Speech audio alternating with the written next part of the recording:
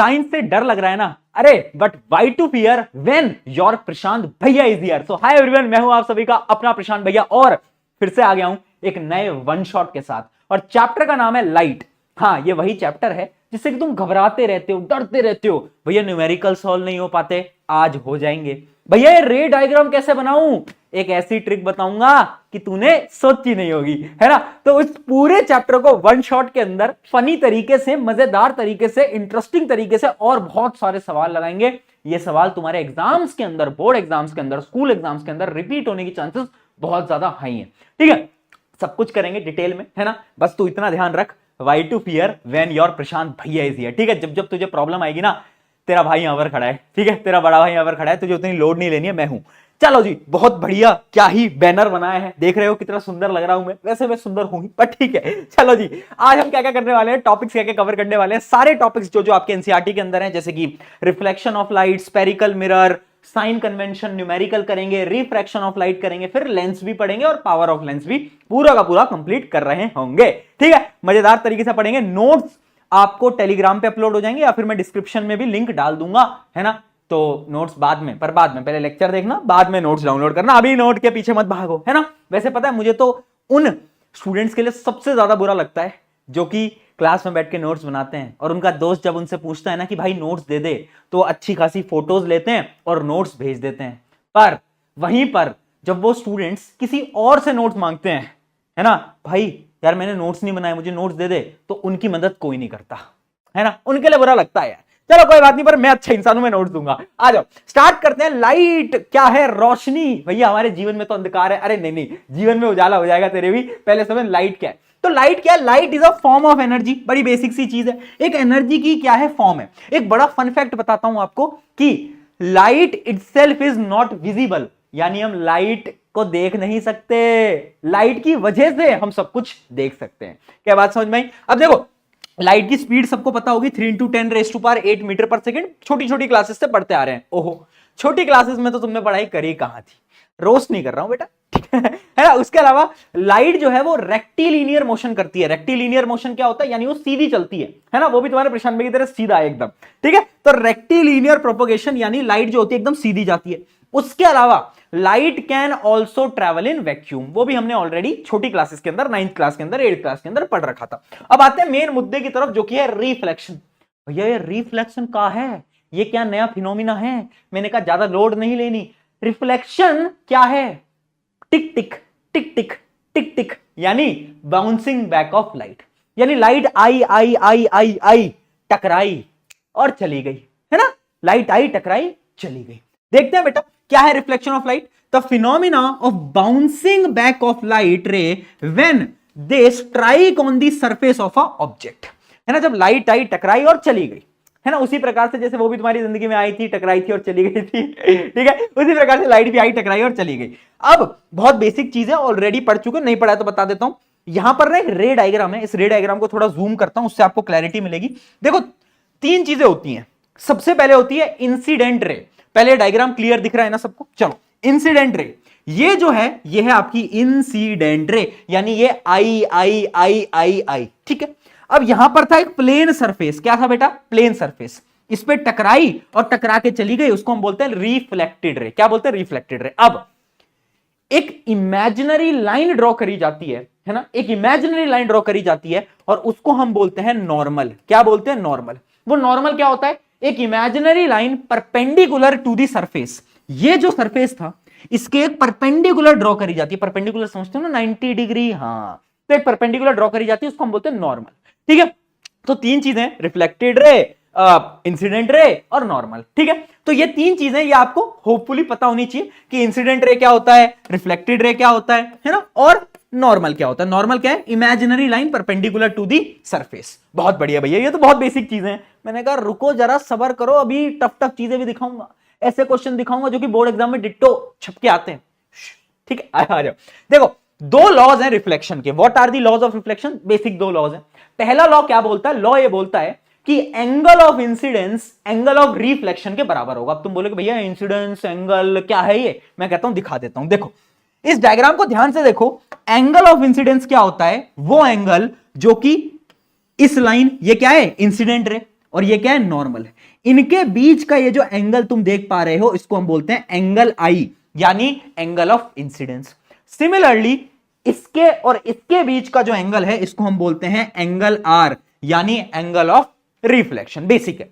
तो भाई पहला रूल ये बोलता है कि जो दोनों एंगल है ना ये बराबर है, ये बदलेंगे नहीं, है ना। ये तुम्हारे दोस्त की तरह नहीं है बेटा, ये सेम रहेंगे, ये बदलेंगे नहीं, ये एकदम सेम रहेंगे, धोखाधड़ी नहीं करेंगे, ये दोनों सेम रहेंगे आपस में। तो पहला लॉ यही बोलता है angle of incidence is equal to the angle of reflection. दूसरा लॉ क्या बोलता है, दूसरा लॉ ये बोलता है कि जो तीनों रेस तुम देख रहे हो ना, टिंग टिंग टिंग टिंग टिंग टिंग टिंग टिंग टिंग टिंग टिंग टिंग, तो ये जो तीन रेस तुम देख पा रहे हो ना, ये तीनों की तीनों एक ही प्लेन पे लाई करेंगी। भैया प्लेन क्या होता है, वो वाला प्लेन, प्लेन यानी एक सरफेस। तो तुम देख सकते हो ये तीनों के तीनों एक ही सरफेस पे हैं। जैसे कि मान लो एक कागज है ना, कागज के ऊपर इंसिडेंट रे, रिफ्लेक्टेड रे और नॉर्मल, तीनों एक ही प्लेन पे क्या है, लाई करेंगी। ठीक है जी। तो ये याद रखना आपका second law, incident ray, reflected ray and normal क्या लाई करती हैं, एक, है ना, एक ही प्लेन पे लाई करते हैं। चलो जी, ये दो चीजें समझ आ गई क्या सबको, जल्दी से फटाफट से बता दो। अच्छा एक चीज याद रखना, अपने लेक्चर में ना जोश मीटर कितना है वो तुम्हारा हाई रहना चाहिए, यानी एनर्जी मीटर क्या है ना, तो अपना जोश एकदम हाई रहना चाहिए। जब तुम्हारा मास्टर यहां पर खड़ा होकर तुम्हें एनर्जी से पढ़ा सकता है तो यार बेटा तुम क्यों नहीं, है ना, तुम क्यों लोड ले रहे हो यार, थोड़ी एनर्जी रखनी है, एकदम हाई एनर्जी, वरना मैं रोस्ट कर देता हूं बेटा, बहुत रोस्ट कर, एक तो मारता भी बहुत हूं बेटा, बॉडी बना ली, बॉडी बना ली, मारता और डंबल वंबल भी रखता हूं, तो इसमें एनर्जी हाई रखना। चलो जी आया, अब बात करते हैं एक नए टॉपिक की जिसका नाम है, मतलब एक डेफिनेशन है, एक टर्म होती है लेटरल इन्वर्जन। है ये क्या है, लेटरल इन्वर्जन है राइट का लेफ्ट, लेफ्ट का राइट। मतलब एक बार शीशे में जाकर खड़े हो जाओ, जाओ जाओ जाओ फटाफट जाओ जाओ जाओ, शीशे में खड़े हो जाओ, राइट हाथ उठाओ, शीशे में कौन सा हाथ उठा, लेफ्ट हाथ उठा कि नहीं उठा। अगर तुम्हारा राइट ही उठा बेटा तो इसका मतलब या तो शीशे में गड़बड़ है या तो बेटा तुम में गड़बड़ है, थोड़ा तांत्रिक वांत्रिक बुला लो घर पे। ठीक है। लेटरल इन्वर्जन क्या होता है, एक ऐसा फिनोमिना जिसमें जब हम मिरर में राइट चीज देखते हैं तो वो हमें लेफ्ट चीज मिरर में दिखाई देती है। ठीक है। तो क्या है, lateral inversion is the phenomena where left and right sides of an object appear reversed, है ना, appear reversed यानी उल्टे हो जाते हैं। इसका सबसे बड़ा एग्जांपल क्या है, इसका सबसे बड़ा एग्जांपल है एम्बुलेंस। एम्बुलेंस जो होती है ना उनपे हमेशा उल्टा लिखा जाता है। आपने अगर देखा हो कभी एम्बुलेंस तो उस पे जो एम्बुलेंस है वो उल्टा लिखते हैं, पता है क्यों, क्योंकि मान लो मैं गाड़ी चला रहा हूं, पीछे एम्बुलेंस है, मैं शीशे से देखूंगा तो शीशे में वो एम्बुलेंस मुझे सीधा दिखाई देगा, समझ रहे हो, है ना। इस वजह से एम्बुलेंस में उल्टा एम्बुलेंस लिखा जाता है। तो क्वेश्चन भी पूछा जाता है कभी कभार, what do you mean by lateral inversion, why is ambulance written laterally inverted. उल्टा क्यों लिखा जाता है, ताकि जो आगे गाड़ी वाला है वो शीशे में देखे और उसे एम्बुलेंस दिख जाए और वो रास्ता दे दे, है ना, एम्बुलेंस को जल्दी है भाई, जल्दी जाना है, ऑब्वियस सी बात है। ठीक है। चलो जी, अच्छा अब बात करते हैं प्लेन मिरर की, वही मिरर जिसमें कि राइट का लेफ्ट, राइट का, हाँ वही वाला। तो प्लेन मिरर हम सबके घर में है, उसके कुछ फीचर्स बताओ, कैरेक्टरिस्टिक्स बताओ, है ना, क्या क्या फीचर्स हो सकते हैं प्लेन मिरर के। चलो आ जाओ, प्लेन मिरर को थोड़ा सा फीचर वीचर खेलते हैं। देखो भाई, सबसे पहले प्लेन मिरर में जितनी भी इमेज बनती हैं वो वर्चुअल बनती हैं। भैया ये वर्चुअल क्या है, वर्चुअल यानी नकली। बेटा समझ, दो प्रकार की इमेज, एक रियल इमेज, असली इमेज, एक वर्चुअल इमेज जो कि वर्चुअल दुनिया में, है ना। जैसे कि फॉर एग्जांपल, है ना, तुमने उसको मैसेज करा, रिप्लाई नहीं आया रिप्लाई, तो बात नहीं हो पाई। रियल दुनिया में बात नहीं हो पाई, पर वर्चुअल दुनिया में तो बात हो सकती है ना, नकली दुनिया, सपनों की दुनिया। उसी प्रकार से जो इमेज बनती है यहां पर प्लेन मिरर में, वो कैसे बनती है, वो हमेशा वर्चुअल बनती है, ना कि रियल। अच्छा एक चीज याद रखना, और इसको ना कहीं पर दिमाग के अंदर डाल के रख लो, रियल का बड़ा भाई इन्वर्टेड, रियल का बड़ा भाई इन्वर्टेड, यानी जो भी इमेज रियल होगी वो पता कैसी होगी, वो उल्टी होगी, उल्टी कैसी होगी बेटा, उल्टी। ठीक है। और वर्चुअल का बड़ा भाई बेटा कौन, वर्चुअल का बड़ा भाई इरेक्ट यानी सीधी, ठीक है बेटा, कैसी होगी, एकदम सीधी, बहुत बढ़िया, है ना। तो जब भी इमेज वर्चुअल बनेगी वो सीधी बनेगी, जब भी रियल बनेगी उल्टी बनेगी। ठीक है। अब तुम खुद बताओ, तुम शीशे में जाकर खड़े हो जाओ और देखो खुद को, क्या तुम्हारी इमेज सीधी बन रही है, अगर सीधी, क्या बोल रहे हो, नहीं बन रही बेटा, सीधी ही बन रही बेटा, नहीं बन रही तो फिर वही कॉल करे तांत्रिक ठीक है। और वैसे बात है, सीधी ही बन रही होगी, है ना। कैसे, क्यों सीधी बनेगी, क्योंकि वो वर्चुअल इमेज है। तो वर्चुअल इमेज हमेशा कैसी बनती है बेटा, इरेक्ट बनती है, बहुत बढ़िया। अच्छा आपके प्लेन मिरर में इमेज कैसी बनती है, लेटरली इन्वर्टेड, अभी बताया, टुंग बता दिया। चलो आगे देखते हैं, अगला पॉइंट क्या है, same size of the image, यानी जो इमेज का साइज होगा वो ऑब्जेक्ट के साइज के सेम है। जाके तुम सामने खड़े हो गए तो जितनी तुम्हारी हाइट है उतनी ही आपको मिरर में दिखाई दे रही होगी। क्या बात सत्य है, एक बार बता दो फटाफट से। हाँ बहुत बढ़िया है ना, बहुत सही, सारी चीज सही चल रही। आगे देखते हैं अगला point, the distance between the image obtained from the mirror is same as the distance between the object from the mirror. समझा रहा हूं बेटा, लोड नहीं लेना। मान लो तुम मिरर से, ये मिरर है, मैं यहां खड़ा हूं, ये मिरर है, मैं यहां खड़ा हूं, ठीक है। तो जो इमेज बनेगी मिरर के पीछे वो भी उतनी ही दूर पे बनेगी जितना मैं मिरर से दूर था, है ना। मैं यहां था, इतना डिस्टेंस था, उतने डिस्टेंस पे मेरी इमेज बनेगी। बस ये कह रहा है और कुछ नहीं कह रहा, ठीक है। तो ये कुछ पॉइंट्स थे। इसके अलावा एक पॉइंट जिसपे बार बार हर बार एमसीक्यू क्वेश्चन पूछा जाता है वो है focal length of plane mirror. Focal length क्या होती है आगे बात करेंगे, पर अभी बस तुम याद कर लो कि हमेशा फोकल लेंथ क्या होती है, इनफाइनाइट होती है बेटा। क्या होती है, इनफाइनाइट। तो याद रखना focal length of the plane mirror is infinite, यानी हम उसे काउंट नहीं कर सकते। यहां तक की कहानी क्या हम सबको समझ आई, फटाफट से चैट के अंदर बोलो। अब बढ़ते हैं पीके भैया, स्मार्ट पीके भैया, स्पेरिकल मिरर की तरफ। यहां तक सारी चीजें डन है, बहुत बढ़िया बहुत बढ़िया। यार देखो तुम ना वो स्टूडेंट्स हो जो कि एक रात पहले पढ़ के इतने अच्छे मार्क्स लेकर आ जाते हो, है ना। तो सोचो अगर तुमने थोड़ी सी पढ़ाई लगकर कर ली तो तुम तो भाई इतिहास रच दोगे। अपने खुद के पोटेंशियल को कम मत नापो। तुम वो हो जो कि एक रात पहले पढ़ के अच्छे मार्क्स ले आते हो, तो यार अभी तो समय है, तुम कितने अच्छे मार्क्स ला सकते हो, है ना, राइट। चलो भाई, तो उसी मोटिवेशन के साथ आगे बढ़ते हैं, है ना। और ढंग से चीजों को समझते हुए चलेंगे। आ जाओ, देखो स्पेरिकल मिरर दो प्रकार के हैं, एक है कॉनकेव, एक है कॉन्वेक्स। भैया ये कॉनकेव कौन, अरे बेटा देख, अरे बेटा देख देख देख, गुफा कैसी होती है, गुफा कैसी होती है, गुफा बेटा ऐसी कुछ होती है। गुफा में कौन रहता है, भालू रहता है, सुना होगा तो गुफा कैसी होती है, गुफा इस प्रकार से होती है। तो कौन केव में क्या आ रहा है, केव आ रहा है, केव, है ना। अगर आप ध्यान से देखोगे तो कौन केव, केव आ रहा है, केव यानी गुफा। तो जो कॉनकेव मिरर होगा वो इस प्रकार से होगा, यानी वो गुफा की तरह होगा। उसकी एक साइड तो क्या होगी, पॉलिश्ड, पॉलिश्ड होगी, पॉलिश्ड यानी वहां पे लाइट टकरा नहीं सकती, ठीक है। और ये जो दूसरी साइड होगी ये क्या होगी, ये रिफ्लेक्टिंग साइड होगी। क्या होगी बेटा, रिफ्लेक्टिंग साइड, ठीक है। तो ये हो गया कॉनकेव, गुफा। दूसरा क्या, कॉन्वेक्स। तो इसका एकदम अपोजिट क्या करो, इसका ऐसे अपोजिट बना दो, है ना, और अंदर की तरफ पॉलिश कर दो। क्या कर दो बेटा, अंदर की तरफ पॉलिश कर दो, बहुत बढ़िया। तो ये क्या है, कॉन्वेक्स, ये क्या है, कॉनकेव, केव यानी गुफा, गुफा जैसा दिखेगा, बहुत बढ़िया, ठीक है जी। ये दो प्रकार की अपनी मिरर्स होती हैं। अब यहां पर ना आपको कुछ चीजें, कुछ इंपॉर्टेंट टर्म्स हैं जो कि आपको पता होनी चाहिए। बहुत सारी इंपॉर्टेंट टर्म्स है, pole, centre of curvature, radius of curvature, एक एक करके समझते हुए चलेंगे, ठीक है। मैं आपको वापस से डायग्राम पे लाता हूं, उससे आपको और क्लैरिटी मिलेगी बेटा, ठीक है। ये आपका कॉन्वेक्स, ये है आपका कॉनकेव। आई होप ये इमेज आपको एकदम क्लियर होगी, ये इमेज आपको क्लियरली दिखाई दे रही होगी, आई होप। मैं थोड़ी सी ब्राइटनेस कम कर देता हूं, ठीक है जी, ताकि आपकी मदद हो जाए। अब तो एकदम बढ़िया दिखाई दे रही होगी। चलो आ जाओ, देखो ध्यान से देखना बेटा, ध्यान से। पोल क्या होता है, पोल, पोल क्या होता है भैया, पोल डांस नहीं बेटा, पोल क्या होता है, पोल होता है ये जो रिफ्लेक्टिंग सरफेस है, ये क्या है, कॉनकेव मिरर, इसका जो मिड पॉइंट है, इसका जो मिड पॉइंट है बेटा वो पोल कहलाता है, ठीक है। रिफ्लेक्टिंग सरफेस का मिड पॉइंट पोल कहलाता है। उसके अलावा समझना बेटा, अगर ये रिफ्लेक्टिंग सरफेस था, है ना, तो ये किसी ना किसी पूरे के पूरे सर्कल का एक छोटा सा पार्ट है ना। अगर हम इमेजिन करें एक पूरा का पूरा सर्कल, अगर हम इमेजिन करें पूरा का पूरा सर्कल, तो सर्कल का जो सेंटर होगा, हर सर्कल का एक सेंटर होता है ना, वो होगा सेंटर ऑफ कर्वेचर। क्या बोलेंगे उसको, सी लिखेंगे उसको, सी, है ना, और ये आएगा आपका सेंटर ऑफ कर्वेचर। बहुत बढ़िया, बहुत बढ़िया बेटा। आगे देखो, अगर एक लाइन हम पास करें, एक ऐसी लाइन जो कि सेंटर ऑफ कर्वेचर और पोल से पास करेगी, तो उस लाइन को अपन क्या बोलेंगे, उस लाइन को अपन बोलेंगे प्रिंसिपल एक्सिस। वो वाले प्रिंसिपल नहीं है तुम्हारे स्कूल वाले बेटा, ये कौन है, प्रिंसिपल एक्सिस, ठीक है। अगली चीज और सबसे इंपॉर्टेंट चीज, सेंटर ऑफ कर्वेचर और पोल, इसका जो मिड पॉइंट है, इन दोनों का जो मिड पॉइंट है, यानी एक बीच का जो पोर्शन है, उसको हम बोलते हैं क्या, फोकस, या फिर बहुत सारी किताबों के अंदर प्रिंसिपल फोकस भी लिखा जाता है, ठीक है। हम फोकस बोल रहे हैं, ठीक है। अब ध्यान से समझना, यहां से लेकर यहां तक का डिस्टेंस, कहां से, सेंटर ऑफ कर्वेचर और पोल तक का जो डिस्टेंस है उसको मैं बोलता हूं रेडियस ऑफ कर्वेचर, क्योंकि सेंटर से सर्कल तक का डिस्टेंस क्या होता है, रेडियस होता है। पढ़ा, अबे पढ़ा था सुनो, हाँ बहुत बढ़िया, रेडियस ऑफ कर्वेचर। और फोकस से लेकर पोल तक का जो डिस्टेंस है, इसको मैं क्या बोलता हूं, इसको मैं बोलता हूं फोकल लेंथ। क्या बोलता हूं बेटा, फोकल लेंथ, ठीक है, फोकल लेंथ। समझ आ गया, बहुत सही। अच्छा, इसके अलावा अब तुम खुद सोचो, ये क्या था, मिड पॉइंट, ये क्या था, मिड पॉइंट। तो क्या मैं बोल सकता हूं, अगर मैं फोकल लेंथ को ट्वाइस कर दूं, यानी मैं फोकल लेंथ को 2 टाइम्स कर दूं, तो वो किसके बराबर होगा? रेडियस ऑफ कर्वेचर के। क्या ये चीज मैं बोल सकता हूं? हाँ ना? फटाफट फटाफट। हाँ बहुत बढ़िया। एक तो यार तुम ये जितने भी सीबीएसई वाले बच्चे हैं ना, इनके साथ सीबीएसई वाले जो बच्चे हैं ना वो सबसे अलग अलग है, अनोखे हैं। पता है क्यों?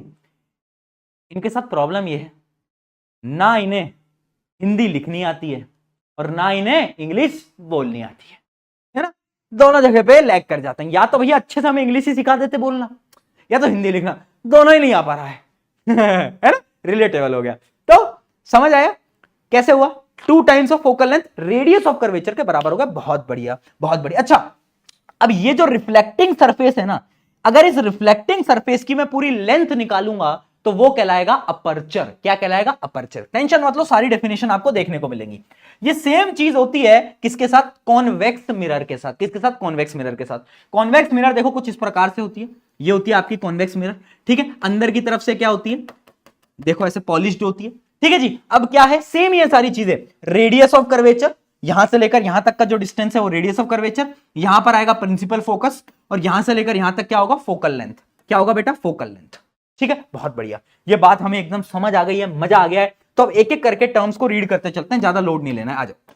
देखो पोल क्या है? पोल है centre point of the reflecting surface. क्या है? रिफ्लेक्टिंग सरफेस का जो सेंटर पॉइंट है वो पोल कहलाएगा। बहुत बढ़िया। अगला, सेंटर ऑफ कर्वेचर क्या है? सेंटर ऑफ कर्वेचर क्या है भैया? The centre of the sphere of which mirrors reflecting surface forms the part. यानी वो तो छोटी सी मिरर है, उसको अगर पूरा का पूरा सरफेस होता तो उसका जो मिड पॉइंट होता है, उसका जो सेंटर होता है, वो क्या कहलाता? हाँ जी, सेंटर ऑफ कर्वेचर। अच्छा, रेडियस ऑफ कर्वेचर क्या है? अभी बताया, अभी बताया, आप गलती नहीं करनी है। बहुत बढ़िया। प्रिंसिपल एक्सिस क्या है? Straight line passing through pole and centre of curvature, शुक करके जो निकल जाती है। अगला, प्रिंसिपल फोकस। देखो कहीं फोकस लिखते हैं, कभी कभार प्रिंसिपल फोकस भी लिखते हैं, कंफ्यूज नहीं होना, ठीक है? क्या है? मिड पॉइंट है। किसका मिड पॉइंट है? बोलो बोलो बोलो बोलो। हाँ, सेंटर ऑफ कर्वेचर और पोल। बहुत बढ़िया। अगला, फोकल लेंथ। फोकल लेंथ क्या है? बता दिया, डिस्टेंस है। लास्ट है अपर्चर। अपर्चर क्या होता है? The diameter of the reflecting surface, यानी रिफ्लेक्टिंग सरफेस की जो लेंथ है वो क्या कहलाएगा? वो कहलाता है आपका अपर्चर। वो क्या कहलाता है? अपर्चर। मुझे फटाफट से बताओ, क्या ये सारी डेफिनेशंस हमें समझ आ गई? क्या ये सारी डेफिनेशन क्या हमें समझ आई? मैं 1 मिनट पानी पी लेता हूं। चलो भाई, यहां तक समझ आ गया तो अब फटाफट से आगे का बताओ। एक सवाल है, define focal length of the spherical mirror. क्या होती है फोकल लेंथ? डिस्टेंस है कहां से कहां तक का? प्रिंसिपल फोकस से पोल तक का डिस्टेंस है। अगला, how is it related to the radius of curvature? तो तुम्हें पता है 2 टाइम्स फोकल लेंथ किसके बराबर होगी? रेडियस ऑफ कर्वेचर के बराबर होगी। ये हमेशा याद रखना, ठीक है? गांठ बांध लो, गांठ, है ना? गांठ बांध लेना, ठीक है? वरना पेपर में आया तो फिर कुछ भी हो सकता है, ठीक है? हाँ, तो इसलिए याद कर लेना गांठ बांध के। चलो अब ना अपन रूल्स खेलते हैं। रूल्स क्या होता है? रूल्स यानी कुछ ऐसे रूल्स जिसकी मदद से अभी हम इमेज फॉर्मेशन करेंगे, आगे करेंगे। कुछ रूल समझ लेते हैं, आ जाओ। Rule number 1, a ray parallel to the principal axis will pass through focus. इसको थोड़ा सा चेंज कर देना, विल पास थ्रू फोकस और appears to pass through focus. यानी या तो असली में पास करेगी या तो हमें ऐसा लगेगा कि पास करेगी, है? ये क्या हुआ अभी समझाता हूं, देख डायग्राम से तुझे सब समझ आएगा। तो इतनी लोड में यार तो टेंशन में कैसे आ जाते हो यार? तुम, तेरे भाई तेरे साथ खड़ा है और फिर तुम टेंशन लेते हो। आ जाओ, देखो ये कॉनकेव, केव, गुफा गुफा गुफा, हाँ अब याद रहेगा। तो देखो कॉनकेव पे अगर प्रिंसिपल एक्सिस के पैरेलल में कोई भी लाइट रे आती है, ठीक है? प्रिंसिपल एक्सिस के पैरेलल में कोई भी लाइट रे आती है तो हमेशा कहां से पास करेगी बेटा? फोकस से। कहां से? फोकस से, कॉनकेव में। पर कॉन्वेक्स में क्या होगा? देखना बेटा, कॉन्वेक्स जो मिरर होता है ना, कॉन्वेक्स होता है डाइवर्जिंग मिरर, यानी वो लाइट उसके पास आती है वो दूर भगा देता है। ये भी उसी की तरह है, ठीक है? ये भी डाइवर्ज करने में फोकस करता है। जबकि कॉनकेव क्या कर रहा है? कॉनकेव तो सबको मिला रहा है, जबकि ये क्या कर रहा है? डाइवर्ज कर रहा है। तो इसको अपन कन्वर्जिंग मिरर भी बोलते हैं, इसको हम डाइवर्जिंग भी बोलते हैं, आगे पढ़ेंगे। देखो अब अगर कोई भी लाइट रे आई ना तो हमेशा कॉन्वेक्स से वो दूर चली जाएगी। क्या चली जाएगी? दूर। अब it will not actually pass through focus but appears to pass. Appears कैसे? देखो भाई, जब रियल दुनिया में कोई नहीं मिल पाता तो कहां मिलता है? सपनों की दुनिया में। बहुत एक्सपीरियंस है ना, वर्चुअल दुनिया में। तो पीछे ट्रैक करो तो देखो फोकस से पास हुआ। यानी कॉनकेव हो या कॉन्वेक्स, जब भी लाइट पैरेलल होगी तो फोकस से पास करेगी या फिर appears to pass through focus. चलो भाई, रूल नंबर 1 डन ना डन? 4 रूल है बेटा। रूल नंबर 2, इसका अपोजिट, अगर कोई भी लाइट रे फोकस से पास करेगी तो वो ऑटोमेटिकली पैरेलल हो जाएगी। देखते हैं, आ जाओ। जैसे कि कॉनकेव में बात करते हैं, ये लाइट रे आई आई आई आई फोकस से, देखो फोकस से पास करी है, फोकस से, और ये मिरर पे टकराई। अब ये क्या हो जाएगी, अब ये ऑटोमेटिकली बेटा पैरेलल हो जाएगी। किसके पैरेलल, प्रिंसिपल एक्सिस के पैरेलल। अच्छा कॉन्वेक्स में क्या होगा, लाइट रे जा रही थी कहां पर, टुवर्ड्स फोकस। कहां पर बेटा, टुवर्ड्स, एक्चुअली में फोकस में नहीं गई, टुवर्ड्स फोकस। पर ये गंदा इंसान है कॉन्वेक्स, ये डाइवर्ज कर देता है, तो इसने क्या करा, यहीं पर ही बेटा फेंक दिया इसको दूर टाटा बाय बाय गुड बाय, खत्म गया। ठीक है, तो पैरेलल हो गया। ठीक है, तो ये आपका क्या rule number 2, any ray passing through the principal focus will become parallel to the principal axis. Rule number 3 और सबसे इजी रूल, इजीएस्ट रूल, देखो बेटा जो सेंटर ऑफ कर्वेचर है ना वो है गुंडा। क्या है बेटा, गुंडा है। मेरा चश्मा कहां है, गुंडा वाला, गुंडे वाला चश्मा लाओ भाई। गुंडे बनने के लिए चश्मा लगाना जरूरी होता है बेटा। तो सेंटर ऑफ कर्वेचर बोलता है कि भाई अगर तू मुझसे जाएगा तो मुझसे ही वापस आएगा, अगर तू मुझसे गया तो बेटा मेरे ही रास्ते से वापस आना पड़ेगा, यू हैव नो ऑप्शन। तो भाई सेंटर ऑफ कर्वेचर की गुंडागर्दी है, यूपी बिहार से होगा है ना, यूपी बिहार में लेवल है। ठीक है, हाँ चलो देखो, तो जैसे कि कॉनकेव में अगर कोई भी, देखो कोई भी लाइट रे अगर सेंटर ऑफ कर्वेचर से पास करती है, पास गई टकराई, अब इसे वापस इसी पाथ से आना पड़ेगा, यानी गई आई। सेंटर ऑफ कर्वेचर बोलता है हाँ, मेरे से ही आना पड़ेगा वापस। ये सेम चीज होती है कॉन्वेक्स के साथ। ये कॉन्वेक्स में जो लाइट रे थी ना, ये टुवर्ड सेंटर ऑफ कर्वेचर जा रही थी, अब ये वापस से इसी सेम पाथ में मुड़ जाएगा। बहुत सिंपल है, आई होप ये क्लियर हो गया होगा। रूल नंबर 4 उससे भी इजी है। अगर कोई भी लाइट रे प्रिंस, जो आपका जो पोल था ना, पोल, उस पोल पे किसी भी एंगल पे टकराएगी तो उसी ही एंगल पे रिफ्लेक्ट करेगी। समझाता हूं कैसे। देखो मान लो ये पोल पे टकराई, एक एंगल बनाया होगा इसने, एंगल बनाया होगा ना बेटा, बनाया होगा ना एंगल, किसके बीच में, ये वाला जो एंगल है। अब जब ये रिफ्लेक्ट करेगी ना तो सेम एंगल पे रिफ्लेक्ट करेगी, यानी इसका जो एंगल होगा ये एकदम सेम होगा। ठीक है, ये एंगल जो होगा सेम होगा। ये सेम होता है आपका कॉन्वेक्स मिरर के साथ। उसमें भी आप देखो यहां पर आई, टकराई, एक एंगल बनाया और उसी एंगल पे ये वापस से क्या कर गई, रिफ्लेक्ट कर गई। क्या ये चीज हमें एकदम क्लियर हो चुकी है? जल्दी से, बहुत बढ़िया। ये हुई ना एनर्जी लेवल, बेटा हाई रखो, एनर्जी लेवल एकदम हाई रखो, है ना। चलो भाई आगे बढ़े। अब आते हैं सबसे इंपॉर्टेंट चीज जो कि है इमेज फॉर्मेशन। क्या बेटा, इमेज फॉर्मेशन। अब हम इमेज फॉर्मेशन करेंगे, ये पेपर में आना 101% तय है। बाद में मत बोलना पेपर लीक करते हो, मैं बता रहा हूं ठीक है, तो अब समझना, मैं एक एक करके इमेज फॉर्मेशन करूंगा। उसके लिए एक कैरेक्टर हमें लाना पड़ेगा, कैरेक्टर है मोमबत्ती जी है ना, मोमबत्ती जी को हमें बुलाना पड़ेगा। तो आओ मोमबत्ती जी, थोड़ा सा आ जाओ भाई। तो सबसे पहले ऑब्जेक्ट, भाई ऑब्जेक्ट नहीं है, मोमबत्ती जी को इज्जत से बोलना बेटा, ऑब्जेक्ट नहीं, मोमबत्ती जी। अब मोमबत्ती जी इंफिनिटी पे हैं, इंफिनिटी यानी बहुत दूर, ओहो है ना भैया, बहुत दूर है मोमबत्ती जी हमसे। तो जब भी कोई चीज बहुत दूर होती है ना, तो उसकी जो लाइट रेज होती है ना वो हमेशा पैरेलल आती हैं। तो तुम खुद देखना, अगर मोमबत्ती जी बहुत दूर है तो उसकी जो लाइट रेज आएंगी वो कैसी आएंगी बेटा, वो आएंगी पैरेलल। कैसी आएंगी बेटा, वो आएंगी पैरेलल। हाँ है ना। और तुम्हें पता है पैरेलल लाइट रेज कहां पर टकराती हैं, फोकस पे। तो इमेज कहां बनेगी, फोकस पे। कैसी इमेज बनेगी, छोटी इमेज बनेगी, एकदम टिंगी टिंगी सी छोटी सी इमेज बनेगी।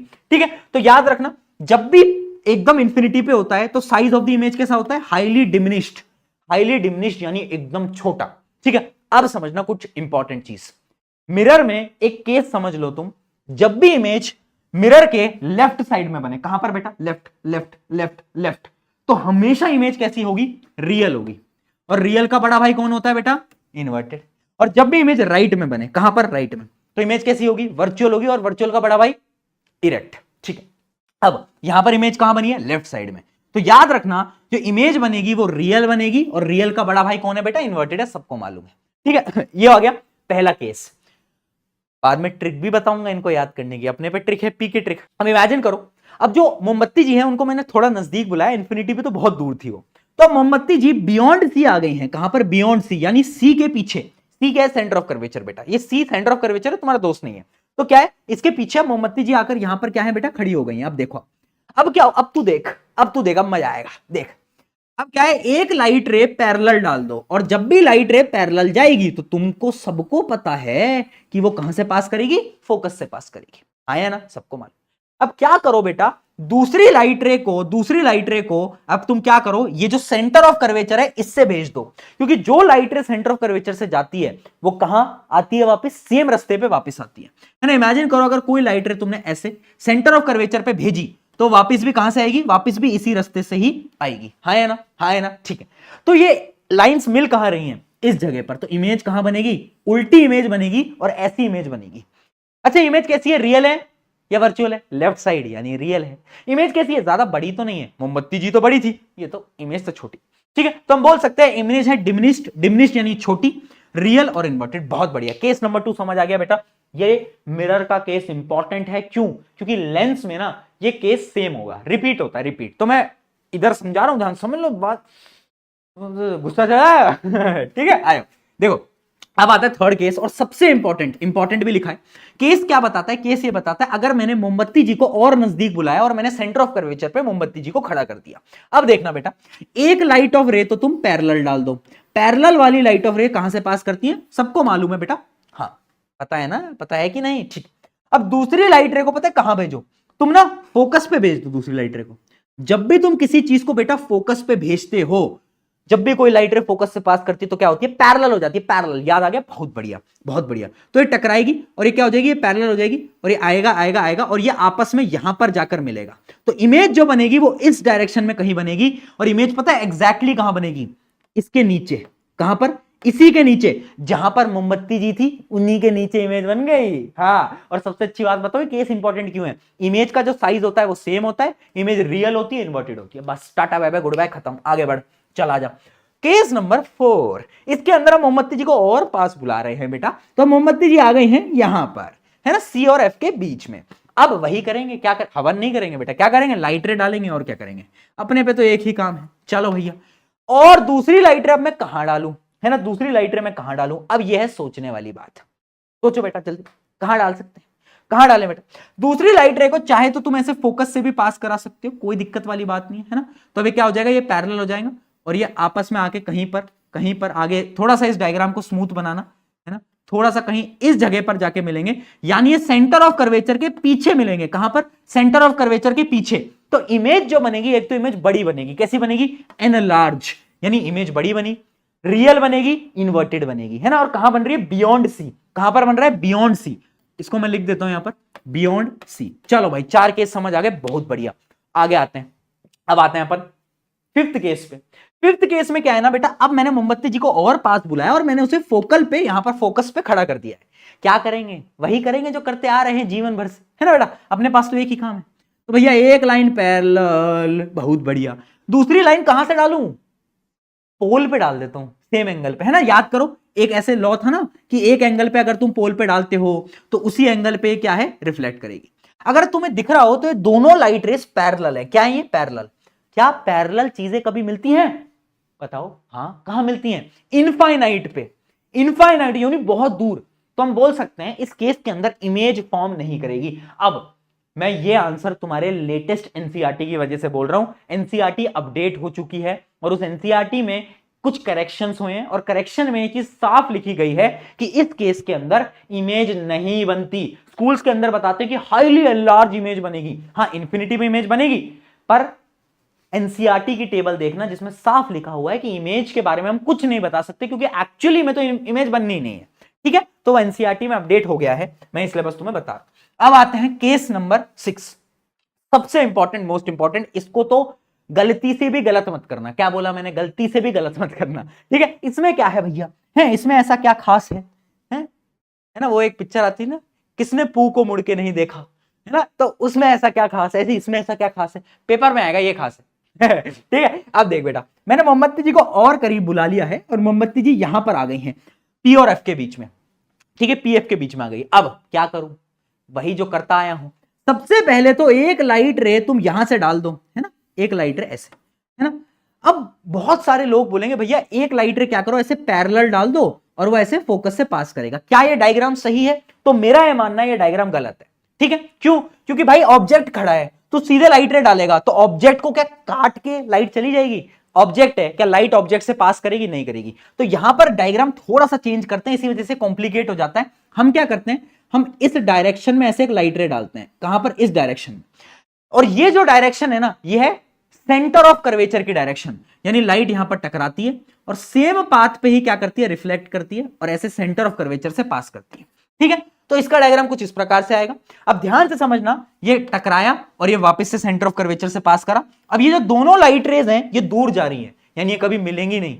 तो कहां पर देखो, अगर तुम रियल दुनिया में नहीं मिल पाए तो कहां मिलते हैं, वर्चुअल दुनिया में। तो अब हम देखेंगे कि ये दोनों लाइट रेस वर्चुअल दुनिया में जाकर कहीं यहां पर एक इमेज क्रिएट करेंगी। और इमेज कैसी होगी, राइट साइड में इमेज क्रिएट हुई है तो कैसी होगी, वर्चुअल और इरेक्ट। और कैसी होगी, हाईली एनलार्ज, यानी बहुत बड़ी इमेज होगी। ठीक है, ये रे डायग्राम इंपॉर्टेंट है। और ये वर्चुअल और इरेक्ट होती है, ये भी याद रखना। एक ही ऐसा केस है जहां पर इमेज आपकी कैसी बनती है, वर्चुअल और इरेक्ट। क्या ये बात समझ में आई? जल्दी से बता दो चैट के अंदर, फटाफट से बताओ। क्लियर है? बहुत बढ़िया है ना। हाँ, कोई नहीं लिखेगा कि रे डायग्राम क्रॉस, है ना, मोमबत्ती जी की प्रेम कहानी राइट। कोई कमेंट नहीं करेगा। अच्छा, इससे मुझे याद है, बहुत लोग मुझसे पूछते रहते हैं कि भैया वो अपोजिट जेंडर डिस्ट्रैक्शन हो रहा है, क्या करें। लड़के मुझसे पूछते हैं अपोजिट जेंडर डिस्ट्रैक्शन हो रहा है, क्या करें। बेटा डीपी लगा ले, जिस दिन तेरी शक्ल रिवील हो गई उसके बाद तो वैसे भी कोई डिस्ट्रैक्शन नहीं होगा, सामने से मैसेज आना नहीं है। ठीक है डीपी लगा ले, तू आजा आगे समझ में, पढ़ ले चुपचाप। ये तो देखो 6 केसेस थे, मुझे पता है इन 6 केसेस में तुम्हारा दिमाग खराब हुआ है, पर अब मैं तुम्हें दिखाऊंगा अइला जादू। क्या है जादू, देखो अब मैं जादू दिखाऊंगा। बेटा काउंटिंग आती है 1 2 का 4 4 2 का, वो वाली काउंटिंग नहीं, 1 2 3 4 वाली काउंटिंग। देखो बस तुम काउंटिंग करते जाओ, यहां पर लिखो 1, क्या लिखो 1, है ना। इस पोजीशन को मान लो इनफाइनाइट, ठीक है। फिर लिखो 2, ठीक है। फिर इसके ऊपर लिखो 3, फिर लिखो 4, फिर इस पे लिखो 5, फिर इस पे लिखो। ये काउंटिंग तो सबको आती है। अब यही काउंटिंग उल्टी कर लो, उल्टी काउंटिंग भी सबको आती है। यहां से स्टार्ट कर लो, 1 2 3, इसके नीचे 4 और इसके नीचे 5। भैया 6 कहां गया, 6 के बारे में भी भूल जाओ। देखो ये क्या है, ये पीके ट्रिक है, सारे रे डायग्राम याद करने की ट्रिक है। अब देख तुझे देखना क्या है। नंबर 1, जब भी ऑब्जेक्ट आपका 1 पे होगा तो इमेज 1 पे बनेगी। ऑब्जेक्ट इनफाइनाइट पे इमेज कहां बन रही है, देख लो 1 कहां है, फोकस पे। 1 कहां है, फोकस पे। इमेज कहां बनेगी, फोकस पे। नंबर 2, जब भी ऑब्जेक्ट आपका बियॉन्ड सेंटर ऑफ कर्वेचर होगा तो इमेज कहां बनेगी, नंबर 2 पे। नंबर 2 कहां पर है, बिटवीन सी एंड एफ, ठीक है। जब 3 पे होगा तो इमेज कहां बन रही है, 3 पे, देख लो। जब 4 पे होगा तो इमेज कहां बन रही है, बियॉन्ड सी बन रही है। जब 5 पे होगा यानी फोकस पे होगा तो इमेज कहां बनेगी, 5 यानी इंफिनिटी में। और छठा केस तो सबसे अलग केस है, वो तो तुम्हें याद करना ही पड़ेगा। छठे में जो इमेज बनती है वो इस तरफ बनती है ना। आइला जादू तो ये ट्रिक होती है जो कि हम यूटिलाइज करके ऐसे इजीली चीजों को याद कर लेते हैं। ठीक है, क्लियर है बेटा। ठीक है, तो ये देखो आपकी अपडेटेड एनसीईआरटी की ये पीडीएफ है। अब इसको ध्यान से देखना, यहां पर जो मैं आपको बता रहा था एट एफ कहां पर बनती है इमेज, इंफिनिटी पे बनती है। और साफ लिखा हुआ है कि image would not be formed, यानी नेचर ऑफ द इमेज भी हम नहीं बता सकते और हम साइज ऑफ द इमेज भी नहीं बता सकते, क्योंकि इमेज बनेगी नहीं ना एक्चुअली में। इनफाइनाइट यानी बहुत दूर, हम बता ही नहीं सकते। ठीक है, तो अपडेटेड एनसीईआरटी है, इसलिए मैं आपको बता रहा हूं। चलो जी आगे बढ़ते हैं। अब आ रहा है एक बड़ा इंपॉर्टेंट, मतलब उतना इंपॉर्टेंट नहीं, कि कॉनकेव मिरर के यूजेस क्या क्या हैं। इस पर भी सवाल आता है। देखो भाई, कॉनकेव मिरर क्या है, एक प्रकार का कन्वर्जिंग मिरर। क्या कन्वर्जिंग, जो कि चीजों को बड़ा कर देता है ना, जैसे वो डोरेमोन में आता है ना बिग लाइट उसी की तरह ये चीजों को बड़ा कर देता है। तो ऐसे याद करो डोरेमोन का बिग लाइट। ठीक है, किस किस ने देखा है डोरेमोन, वैसे देखा ही होगा वैसे। मैंने भी अपने बचपन में देख रखा है यार, तो तुमने भी देखा ही होगा। ठीक है, देखो कॉनकेव मिरर जो है वो चीजों को बड़ा कर देता है। तो जैसे कि शेविंग है ना, दाढ़ी वाड़ी थोड़ा सा, तो उसमें आपको बड़ा चाहिए होता है इमेज आपकी। तो इस वजह से शेविंग मिरर्स के अंदर है ना, लड़कियां मेकअप लगा रही हैं, है ना, मेकअप लगा रही हो तो उसमें भी आपको थोड़ा बड़ा चाहिए। तो कॉनकेव मिरर जब चीजें हमें मैग्नीफाई करनी होती है, बड़े करनी होती है, तब काम आता है। उसके अलावा solar furnace, very important. Solar furnace क्या होता है, एक ऐसा डिवाइस होता है जो कि सूरज की सारी रोशनी को एक जगह पर पॉइंट करता है, कंसंट्रेट करता है। तो वहां पर भी कौन सा मिरर यूज होता है, याद रखना, कौन सा, कॉनकेव मिरर। ये भी इंपॉर्टेंट है। हेडलाइट, तो देखो जैसे आपकी गाड़ियों की हेडलाइट होती है ना, तो वो भी क्या है, हेडलाइट जो है गाड़ियों की वो भी कॉनकेव होती है। देखो गुफा की तरह होती है, कॉनकेव मिरर की तरह वो होती है। ठीक है, तो उसमें जो बल्ब होती है ना, बल्ब, वो पता है कहां पर होती है, मान लो बल्ब है, बल्ब पता है कहां पर होती है, bulb is situated near the focus. यानी ये जो बल्ब है ना, ये फोकस के एकदम नजदीक होती है। कहां पर, फोकस के एकदम नजदीक होती है बल्ब, इसको वहीं पर लगाया जाता है। इस मिरर की फोकस के एकदम नजदीक बल्ब को रखा जाता है ताकि हम दूर तक चीजों को देख पाए। ठीक है, बहुत बढ़िया बहुत बढ़िया। चलो, ये गाड़ी कौन सी थी भाई, ये कौन सी गाड़ी है, वाह बहुत बढ़िया लग रही है। चलो जी, सवाल का जवाब देंगे Megha. Oh my God, Megha कहां जा रही हैं? मेघा जा रही हैं डेंटिस्ट के पास। ठीक है जी, Megha visited a dentist in his clinic. She observed that the dentist was holding an instrument fitted with a mirror. State the nature of this mirror and reason for its use in the instrument used by dentist. कौन से प्रकार का mirror dentist use करेंगे? Dentist को आपके दांत के अंदर देखना है भैया, तो इमेज उसे बड़ी चाहिए। बड़ी इमेज के लिए सिर्फ और सिर्फ कॉनकेव मिरर को यूज किया जाता है। सवाल में पूछ रहा है क्यों कॉनकेव मिरर को, क्यों? क्योंकि भाई concave mirror magnifies the image of your teeth so that dentist भैया देख पाएंगे और बता पाएंगे कीड़ा लगा है दांत में बेटा, है ना। अच्छा, डेंटिस्ट वाले ना सब वो कराने को बोलते हैं ना, क्या बोलते हैं उनको, रूट कैनाल। रूट कैनाल करा लो, रूट कैनाल, है ना। मेरे एक बार छोटा सा कीड़ा लग गया था दांत में, डेंटिस्ट के पास गया, रूट कैनाल कराओ, रूट कैनाल। मैंने कहा अरे मत कराओ रूट कैनाल, बस फिलिंग कर दो, है ना। चलो अगला सवाल। A student uses a concave mirror to burn a paper by focusing sunlight. Identify the position where the paper must be placed. क्या बोल रहा है? ये है आपका कॉनकेव मिरर, ठीक है। और उस भाई ने एक पेपर ले रखा है और उस पेपर पे ना वो सारी लाइट को कंसंट्रेट करना चाहता है। अच्छा, सूरज बहुत दूर है, तो सूरज से लाइट कैसी आती है बेटा? पैरेलल आती है, पैरेलल। तो मुझे बताओ पैरेलल लाइट कहां पर मिलती है? तो ऑब्वियस सी बात है फोकस पे मिलती है। तो उस पेपर को हमें कहां रखना होगा? उस मिरर के फोकस के पास। कहां पर? उस मिरर के फोकस के पास, और यही इसका सही आंसर होने वाला है। ठीक है, चलिए जी, बहुत बढ़िया, यहां तक भी समझ आ गया, ऑल गुड। अगला सवाल देखते हैं आपकी स्क्रीन के ऊपर बेटा, ये रहा, टिडिंग टिडिंग टिडिंग। चलो, अ साइंस टीचर, ओहो पीके भैया की बात हो गई, वाह यार, पीके भैया आ जाओ।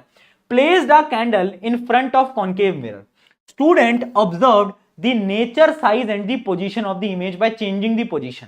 क्वेश्चन पढ़ते हैं, what type of image is formed when the object is placed at the centre of curvature. देखो मैंने क्या करा, मैंने मोमबत्ती जी को कॉनकेव मिरर के अलग अलग पोजीशन पे रखा। पहला सवाल कि जब मैं मोमबत्ती जी को सेंटर ऑफ कर्वेचर पे रखता था तो इमेज कहां बनती थी? Same same same, centre of curvature पे ही बनती थी। कैसी बनती थी? रियल बनती थी, इन्वर्टेड बनती थी। बहुत बढ़िया। What will be the nature and size of the image when candle is placed between pole and focus?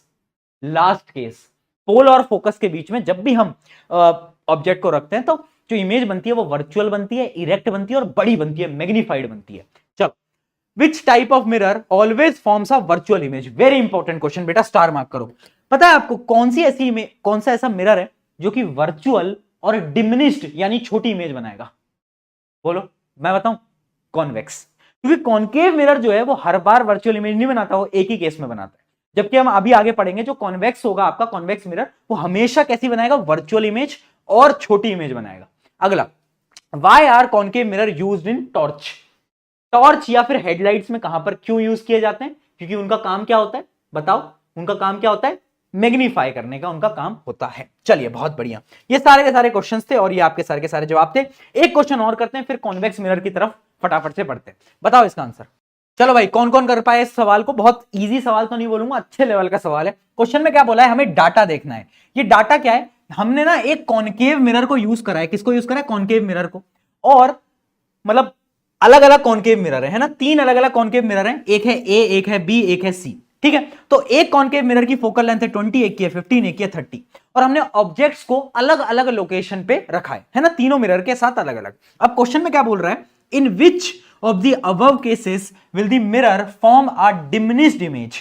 यानी इनमें से कौन से केस के अंदर हमेशा इमेज आपकी छोटी बनेगी? अब इसमें आपको कैलकुलेशन नहीं करनी, आपको बस देखना है। देखो, फोकल लेंथ है 20 और ऑब्जेक्ट है कहां पर? बोलो, 45 पे। यानी ऑब्जेक्ट को कहां पर रखा गया है? बोलो। अच्छा, फोकल लेंथ अगर 20 है तो सेंटर ऑफ कर्वेचर कहां पर होगा? सेंटर ऑफ कर्वेचर इसका डबल यानी 40 पे होगा। हाँ है ना? हाँ है ना? बिल्कुल। यानी हमने ऑब्जेक्ट को बियॉन्ड सेंटर ऑफ कर्वेचर रखा है। याद करो, बियॉन्ड सेंटर ऑफ कर्वेचर, है ना, ये सी के भी पीछे रखा है। तो जब भी हम ऑब्जेक्ट को बियॉन्ड सेंटर ऑफ कर्वेचर रखते थे तो इमेज कैसी बनती थी? बताओ, एकदम छोटी इमेज बनती थी, है ना। तो यानी इस केस के अंदर, केस नंबर 1 के अंदर ही आपकी जो इमेज बनेगी बेटा वो हमेशा छोटी बनेगी। चलो, बहुत बढ़िया, आगे पढ़ते हैं। List 2 properties of the image formed in case 2। Case 2 के अंदर कैसी इमेज बन रही है देखते हैं। केस 2 में फोकल लेंथ है 15 और ऑब्जेक्ट को हमने 30 सेंटीमीटर पर रखा है। देखो, डबल, एग्जैक्टली डबल। यानी ऑब्जेक्ट को हमने सेंटर ऑफ कर्वेचर पे रखा है, और जब भी हम ऑब्जेक्ट को सेंटर ऑफ कर्वेचर पे रखते थे बेटा तो क्या होता था, बहुत बढ़िया सेम इमेज बनती थी, सेम साइज, रियल, इन्वर्टेड, और साइज क्या होता था इमेज का एकदम सेम होता था। चलो बहुत सही। Last question, what is the nature and the size of the image formed by mirror C. Mirror C जो है ये बहुत स्पेशल है बेटा, पता है क्यों? इसकी फोकल लेंथ तो 30 है, पर ऑब्जेक्ट को हमने 20 पे रखा है। यानी हमने ऑब्जेक्ट को रखा हुआ है बियॉन्ड, मतलब बिटवीन एफ एंड पी, इसके बीच में ऑब्जेक्ट को रखा है ना, क्योंकि ये तो कितना है, ये तो है 30, बट हमने तो 20 पे ही रख दिया। देखो काउंटिंग यहां से स्टार्ट होती है बेटा, ये 0 होता है, तो हमने 20 पे रखा है, जबकि फोकल लेंथ कहां थी, 30 पे। तो यानी इमेज कैसी बनेगी, special case, virtual, erect, magnified. रे डायग्राम तुम्हें आता ही है, ये रे डायग्राम बहुत इंपॉर्टेंट है बेटा, ठीक है। चलो जी आगे बढ़ते हैं फटाफट से। अब बात करते हैं कॉन्वेक्स मिरर की। कॉन्वेक्स मिरर वैसे पेपर में पूछा नहीं जाता, बट फिर भी बता देता हूं, बहुत ईजी है, बहुत सिंपल है। देखो कॉन्वेक्स मिरर के 2 ही केसेस हैं, 6 केसेस नहीं है, 2 ही है, बहुत सिंपल। पहला केस, या तो मोमबत्ती जी आपकी इंफिनिटी पे है, दूसरा केस या तो इंफिनिटी के अलावा कहीं पर भी है। देखो अगर इंफिनिटी पे होंगी मोमबत्ती जी, मान लो बहुत दूर है, तो जब भी दूर से लाइट आती है तो बताओ क्या होता है, क्या होता है, it appears to pass through focus. Image कहां बनेगी, फोकस पे। कैसी बनेगी, छोटी बनेगी, हाईली डिमिनिश्ड बनेगी, पॉइंट साइज बनेगी। और जब भी इमेज राइट साइड में बन जाए तो याद रखना वर्चुअल, और वर्चुअल का बड़ा भाई बेटा इरेक्ट। क्या बात है, क्या बात है। दूसरा केस, एनी डिस्टेंस, कहीं पर भी हो, मोमबत्ती जी चाहे यहां है चाहे वहां है, फर्क ही नहीं पड़ता। क्या करोगे, पहले लाइट रे डालो, दूर भेज दो, और कहां से पास करेगा, फोकस से पास करेगा, बहुत बढ़िया। अब एक और रूल लगाओ, कौन सा रूल लगाओगे, जो भी आता है वो सेम एंगल पे जाता है, ठीक है। तो अब इसको ट्रैक करो, वर्चुअल दुनिया में जाओ तो इमेज कहां बन रही है, यहां पर बन रही है। यानी अगर किसी भी फाइनाइट डिस्टेंस पे अगर तुम ऑब्जेक्ट को रखोगे तो हमेशा इमेज बनेगी पी एंड एफ के बीच में। कहां पर, पी एंड एफ के बीच में। इमेज कैसी बनेगी बेटा, वर्चुअल बनेगी, इरेक्ट बनेगी, और छोटी इमेज बनेगी। कैसी बनेगी, छोटी। और इसी चीज से हमें पता चलता है कि कॉन्वेक्स मिरर हमेशा छोटी इमेज बनाएगा, बड़ी नहीं बना सकता, नेवर नेवर। डिमिनिश बनाएगा, छोटी बनाएगा। ये स्मॉल लाइट है, ये बिग लाइट नहीं है भैया, ये स्मॉल लाइट, इसका काम ही है, ठीक है जी। ये टेबल मैं आपको दिखा देता हूं कि ये एक ऐसी टेबल है जो कि आप रीड कर लेना बाद में, और ये कंपैरिजन है किनके बीच का, कॉनकेव और कॉन्वेक्स का, जो कि मैंने आपको ऑलरेडी बता रखा है। देखो मुझे पता है अभी देखकर तुम्हें ऐसा लग रहा होगा भैया इतनी सारी चीजें कैसे होंगी, याद कैसे होंगी। यार तुम्हारे अंदर कॉन्फिडेंस नहीं है क्या, खुद के अंदर भरोसा रखो यार, है ना। अगर जिंदगी में कुछ करना है ना तो सारी चीजें छोड़नी पड़ेंगी। या तो तुम सारी चीजें छोड़ दो, जितने भी तुम्हें व्हाट्सएप, फेसबुक, ये सब छोड़ो, या तो सपने देखना छोड़ दो। ऑप्शन है तुम्हारे पास, या तो वो छोड़ो या तो सपने देखना छोड़ो। डिसीजन तुम्हारा है, मेहनत तो करनी पड़ेगी आज। अच्छा यूजेस क्या होते हैं कॉन्वेक्स मिरर के, तो कॉन्वेक्स मिरर ऐसा है स्मॉल लाइट की तरह, यानी ये इमेज को छोटा कर देता है। तो इसका सबसे बड़ा काम आता है आपके रेयर व्यू मिरर्स के अंदर। गाड़ी में देखते हैं ना, ऐसे ऐसे साइड में देखते हैं कि पीछे कौन है, तो उस मिरर के अंदर पता है क्या होता है, रेयर व्यू मिरर के अंदर कॉन्वेक्स मिरर है जो कि आपको दूर तक का दिखाता है, वाइडर व्यू देता है ना। तो पहला तो है इसका रेयर व्यू।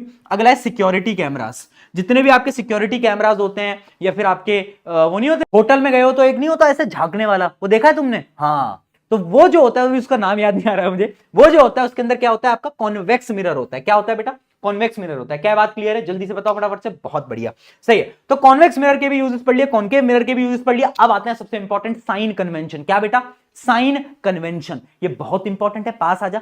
ये एक ऐसा टॉपिक है जिससे न्यूमेरिकल आने, और ये अगर तूने आज सीख लिया तो लेंस में भी सेम आएगा। क्या आएगा, सेम आएगा। देखो कुछ भी हो, चाहे मिरर हो चाहे लेंस हो, मुझे फर्क नहीं पड़ता। क्या नहीं पड़ता, मुझे फर्क नहीं पड़ता, चाहे मिरर हो चाहे लेंस हो। आज बता रहा हूं, जो भी चीज लेफ्ट में होगी वो हमेशा नेगेटिव होगी, जो भी चीज राइट में होगी वो हमेशा पॉजिटिव होगी, जो भी चीज ऊपर होगी है ना वो पॉजिटिव होगी, जो भी चीज नीचे होगी वो नेगेटिव होगी। बस खत्म, टाटा बाय बाय गुड बाय। यही है साइन कन्वेंशन, है यही है। देखो कुछ टर्म समझना।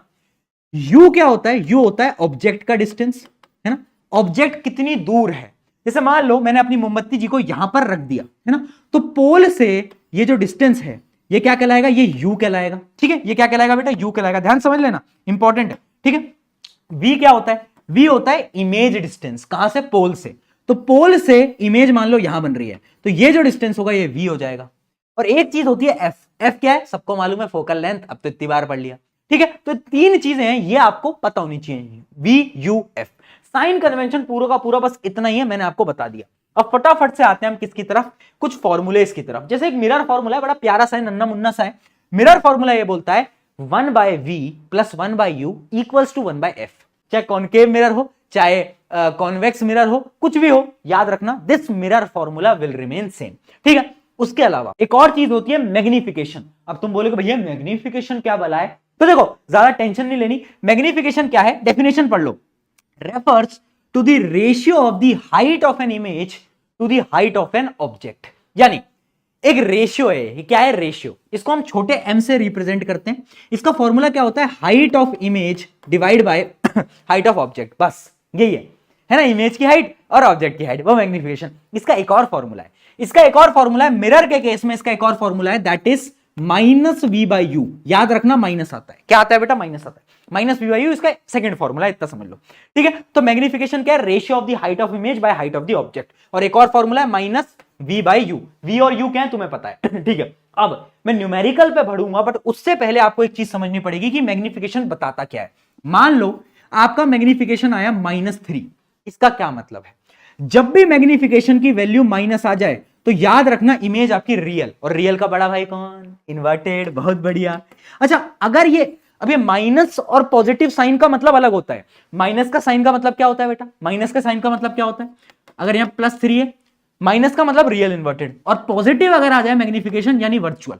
वर्चुअल और वर्चुअल का बड़ा भाई इरेक्ट। ठीक है, माइनस और पॉजिटिव का मतलब है रियल वर्चुअल। अब उसके आगे की जो वैल्यूज हैं, जैसे यहां पर 3 है, 3 का क्या मतलब है कि जो इमेज बनी है ना वो 3 गुना साइज है।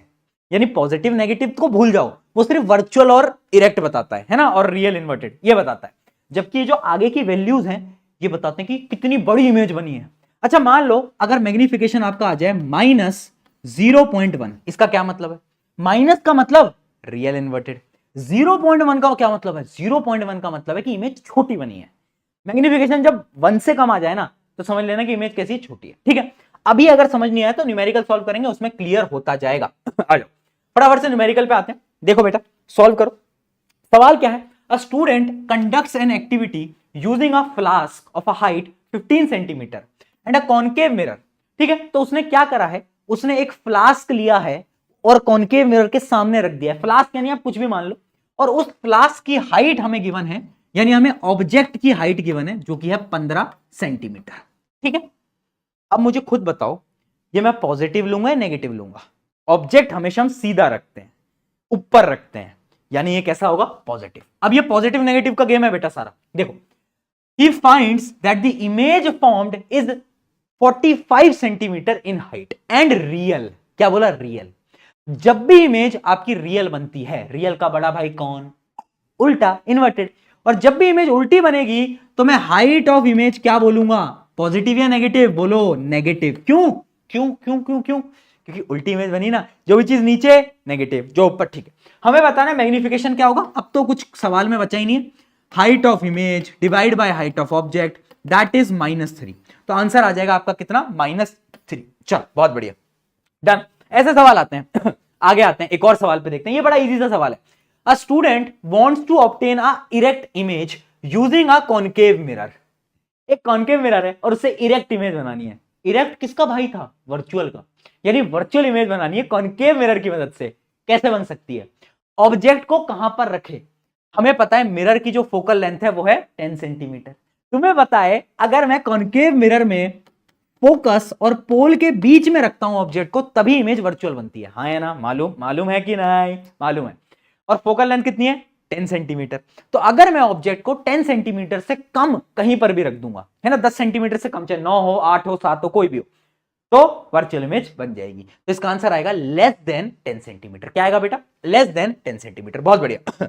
बहुत बढ़िया बेटा, ये भी क्लियर हो गया। चलो जी और सवाल की तरफ बढ़ते हैं। अगला सवाल 1 करोड़ रुपए के लिए आपकी स्क्रीन पर टिडिंग टिडिंग टिडिंग ये रहा। आ जाओ, 5 सेंटीमीटर टॉल ऑब्जेक्ट। लिखते चलो बेटा, सबसे पहले गिवन लिख लो, है ना, कितना गिवन है, हमें हाइट कितनी गिवन है ऑब्जेक्ट की, देख लो 5 सेंटीमीटर। चलो जी, 1 मिनट, तो मेरी शक्ल क्या देख रहा है, क्वेश्चन खुद से सॉल्व नहीं करने, प्रशांत भैया ही करा देंगे। अच्छा खुद से सॉल्व कर, चल मेरा शक्ल देख रहा है। आया, at a distance 10 centimetre from a convex mirror. कौन सा मिरर गिवन है, कॉन्वेक्स। अब आता है एक सबसे इंपॉर्टेंट गेम और ये तुम स्टार मार्क करके अपने नोट्स में भी लिख लेना। एक बात मुझे बताओ, ये कौन सा मिरर है? बताओ। कॉनकेव। ये कौन सा मिरर है? कॉन्वेक्स। अच्छा, कॉनकेव मिरर की फोकल लेंथ कहां होती है? इस तरफ होती है, बिल्कुल होती है। तो इसकी फोकल लेंथ पॉजिटिव होगी या नेगेटिव होगी? जो भी चीज लेफ्ट साइड में वो नेगेटिव। और कॉन्वेक्स की फोकल लेंथ कहां होती है? याद करो, रे डायग्राम हमने पढ़ लिए हैं, इस तरफ। यानी इसकी जो फोकल लेंथ होगी वो हमेशा कैसी होगी? पॉजिटिव होगी। और यह है समझने वाला गेम, ये याद रखना हमेशा कि कॉनकेव मिरर की फोकल लेंथ नेगेटिव, जबकि कॉन्वेक्स की, इसकी नेगेटिव इसकी पॉजिटिव। चलो अब आते हैं वापस से क्वेश्चन की तरफ। हमें ऑब्जेक्ट की हाइट गिवन है, हमें डिस्टेंस गिवन है ऑब्जेक्ट का। अच्छा, ऑब्जेक्ट को हमेशा कहां रखते हैं? चाहे कोई भी मिरर हो, चाहे ये मिरर हो चाहे दूसरा मिरर हो, ऑब्जेक्ट को हमेशा लेफ्ट साइड में रखते हैं। यस और नो? यस और नो? बिल्कुल। तो जो ऑब्जेक्ट का डिस्टेंस है जो यू है वो क्या होगा? Negative. Always in any question हमेशा क्या होगा? नेगेटिव। तो कितना गिवन है? -10 सेंटीमीटर। बहुत बढ़िया। From a convex mirror of focal length 15 centimetre. अच्छा, कॉन्वेक्स मिरर की फोकल लेंथ क्या होती है? अभी बताया, मूर्ख बालक। अच्छा, मूर्ख ना मैं प्यार से बोलता हूं, उतना लोड मत लिया करो, है ना, अपने बीच की बात है। कोई भैया मूर्ख कैसे बोल दिया? बोलता रहता। ठीक है, हमें क्या बताना है? हमें पोजीशन बताना है, यानी हमें वी बताना है। वी है ना, इमेज की पोजीशन बतानी है, इमेज का नेचर बताना है, साइज बताना है। देखो करना क्या होता है, पहली चीज वी कैलकुलेट करेंगे। कैसे वी कैलकुलेट करेंगे? अभी बताया यार, क्या बात कर रहे हो यार, अभी बताया। क्या बताया अभी मैंने बताया, बोलो। ये फॉर्मूला क्या है? फॉर्मूला सबको याद है? बहुत बढ़िया। अब तुम अप्लाई करते जाओ। अब बेसिक मैथ है, 1/v हमें निकालना है। u क्या है? -10 आ गया। ठीक है, और f की वैल्यू क्या है? बहुत बढ़िया, इसको यहां पर ट्रांसफर कर दो तो 1/v की वैल्यू आ जाएगी 1/15 प्लस 1/10। अब भैया एलसीएम लेना क्या सबको आता है? मैथ्स एलसीएम नहीं आता? कौन बोल रहा नहीं आता? अरे भैया मूर्ख बालक, वापिस आ जा तू यार, एलसीएम समझाता हूं तेरे को, आजा। है ना, ऐसे लेते ना एलसीएम। याद आ गया? याद आ गया? किसी से याद आया? बताओ, एलसीएम लेना सिखाना पड़ रहा है, कोई बात नहीं। तो एलसीएम आ गया 30, है ना, ऐसे लेते हैं बेटा एलसीएम। पहले देखते हैं किससे डिवाइड हो जाएंगे दोनों, फिर दोनों को वापस से डिवाइड करते जाते हैं जब तक 1 ना पहुंच जाए। ठीक है, तो ये आ गया 30 एलसीएम। अब ये 30 से कितने टाइम्स डिवाइड होता है? तो ये आ जाएगा आपका 2 और ये आ जाएगा +3। तो फाइनल आंसर आ जाएगा आपका 5/30 और इसको सॉल्व करोगे तो ये आ जाएगा 1/6। ये 1/6 क्या है? किसकी वैल्यू है? ये है 1/v की वैल्यू। 1/v की वैल्यू है 1/6। तो v की वैल्यू क्या होगी? टुक उल्टा कर दो। क्या कर दो? उल्टा। 6 सेंटीमीटर। यानी ऑब्जेक्ट का हमें इमेज जो है उस मिल चुकी है हमें, जो कि है 6 सेंटीमीटर। ठीक है, कहां पर बनी है? 6 सेंटीमीटर पे इमेज बन चुकी है। बहुत बढ़िया। अब बताना है हमें नेचर। देखो, जब भी क्वेश्चन में पूछा जाए नेचर बताओ, नेचर के लिए तुम्हें सिर्फ और सिर्फ मैग्निफिकेशन निकालना है। क्या मैग्निफिकेशन? मैग्निफिकेशन क्या होता है बेटा? बोलो। -v/u। v की वैल्यू तुम्हें पता है, माइनस आ जाएगा, ये v आ जाएगा आपका क्या? 6 सेंटीमीटर। और u क्या है आपका? u क्या है आपका बेटा? u है -10। u है आपका -10 सेंटीमीटर। अब देखो, माइनस से माइनस कट गया तो फाइनली क्या आ गया? मैग्निफिकेशन की वैल्यू आ गई 0.6। क्या आ गई? 0.6। पॉजिटिव का 0.6। पॉजिटिव से क्या बता रहा है ये? पॉजिटिव ये बता रहा है कि जो इमेज बनी है वो वर्चुअल बनी है। 0.6 क्या बता रहा है? इमेज छोटी है, नन्ही मुन्नी सी बेचारी, है ना, छोटी है। अच्छा, अब इसमें एक और चीज पूछिए, size of the image. Height बताओ इमेज की, कैसे निकालोगे? मैग्निफिकेशन तुमने निकाल लिया है, मैग्निफिकेशन आ गया है 0.6। और मैग्निफिकेशन का एक और फॉर्मूला होता था ये। क्या बात है। और तुम्हें देखो, ऑब्जेक्ट की जो हाइट है वो ऑलरेडी गिवन है, यानी हमें ये गिवन है। ये कितनी है? ये है 5 सेंटीमीटर। तो इसको पुट कर दो ना यहां पर, बस। अब इस 5 को यहां पर मल्टीप्लीकेशन कर दो। क्या आ गया आंसर? मल्टीप्लाई तो आता होगा, कितना आ गया? 3 सेंटीमीटर। तो इमेज क्या आ गई? इमेज का साइज छोटा है ना, स्मॉल लाइट हो गई, बिग लाइट यूज नहीं हो पाई। तो इस प्रकार के बहुत सारे सवाल आपके पेपर के अंदर आ रहे होते हैं। ये साइन कन्वेंशन का सारा गेम है। अगर तुमने साइन कन्वेंशन का गेम पकड़ लिया ना बेटा, तो तुम्हारी जिंदगी में मजे ही मजे हो जाएंगे। क्या हो जाएंगे बेटा? मजे ही मजे। ठीक है, आ जाओ, इसको करते हैं। आ जाओ भाई, इस सवाल को बताओ जल्दी, कौन कौन इसको सॉल्व कर पाया? देखो, क्वेश्चन में क्या बोला है? An object 4 centimetre in height. लिखते जाओ जो जो गिवन है। ठीक है, image of the height of the object हमें गिवन है, जो कि है 4 सेंटीमीटर। पॉजिटिव होगा या नेगेटिव? पॉजिटिव, ऊपर है ना। हाँ, is placed at 15 centimetre in the front of concave mirror. यानी ऑब्जेक्ट का डिस्टेंस हमें गिवन है, क्या होगा? पॉजिटिव या नेगेटिव? बोलो। नेगेटिव, क्योंकि जो ऑब्जेक्ट होगा वो हमेशा क्या होगा? हाँ, नेगेटिव होता है। ये बात तो मैं आपको बता भी चुका हूं। बहुत सही यार, क्या बात है, वेरी वेरी गुड। अगला देखते हैं आगे क्या गिवन है। कॉनकेव मिरर की फोकल लेंथ है 10 सेंटीमीटर। अब मुझे बताओ कॉनकेव कॉनकेव कॉनकेव इसकी फोकल लेंथ लेफ्ट साइड यानी नेगेटिव। बहुत बढ़िया। क्या बोला है, at what distance from the mirror should a screen be placed. अभी जो स्क्रीन वाले क्वेश्चन होते हैं ना, इसमें कुछ नहीं पूछ रहा है, ये पूछ रहा है स्क्रीन कहां पर रखूं कि एक इमेज मिल जाए। तो स्क्रीन वहीं पर ही तो रखोगे जहां पर इमेज बनेगी, राइट। तो हमें वी निकालना है। क्या निकालना है, वी निकालना है ना। उसके साथ साथ क्या है, हमें हाइट ऑफ द इमेज भी निकालना है, ठीक है। तो हमें एक चीज और निकालनी है, हाइट ऑफ द इमेज। चलो भाई, सेम क्वेश्चन है जैसा पिछला करा। पिछला कॉन्वेक्स का था, ये कॉनकेव का है। कुछ नहीं करना, वही फॉर्मूला लगा लो भैया। फॉर्मूला क्या है बोलो, 1/v plus 1/u equal to 1/f, है ना जी। अब देखो हमें क्या क्या गिवन है, हमें v निकालना है। अच्छा u हमें गिवन है कितना है, माइनस। बहुत बढ़िया। अच्छा फोकल लेंथ भी हमें गिवन है, वो भी नेगेटिव। बड़ी नाइंसाफी है भैया। अब इसको मैं यहां पर ले जाऊंगा तो ये क्या हो जाएगा, पॉजिटिव हो जाएगा, ठीक है। तो ये आ जाएगा 1/15 माइनस 1/10। देखते चलो, एलसीएम एलसीएम है ना। तो एलसीएम ले लोगे तो कितना आ जाएगा, एलसीएम शायद 30 आ रहा होगा, चेक करना। बहुत बढ़िया, ठीक है। उसके अलावा क्या आ गया अब आपका, ये आ गया 2 और ये आ गया -3, ठीक है। इसको तुम सॉल्व करोगे तो 1/v की वैल्यू आ जाएगी -1/30। क्या ही -1/30, और v की वैल्यू क्या होगी, रेसिप्रोकल, ठीक है। तो v की वैल्यू आ जाएगी -30 सेंटीमीटर। -30 का क्या मतलब है, माइनस का क्या मतलब है कि इमेज इस तरफ बनी है, यानी इमेज कैसी है, रियल है, ठीक है। अब इसमें पूछ क्या रहा है, इसके साथ साथ हमें पूछ रहा है कि हाइट बताओ इमेज की। तो देखो इसके लिए तुम्हें मैग्निफिकेशन निकालना पड़ेगा। मैग्निफिकेशन होता है -v/u, है ना। तो v क्या है, -30, u क्या है देखो -15, है ना। तो माइनस ये बाहर ले लेता हूं और ये आ गया -30 डिवाइड बाय -15, ठीक है। ये अंदर वाले माइनस कट गए और आंसर आ गया, बाहर का एक माइनस बचा हुआ है तो आंसर आ गया -2। मैग्निफिकेशन की वैल्यू आ गई -2। हमें क्या बताना है, इमेज बतानी है, इमेज।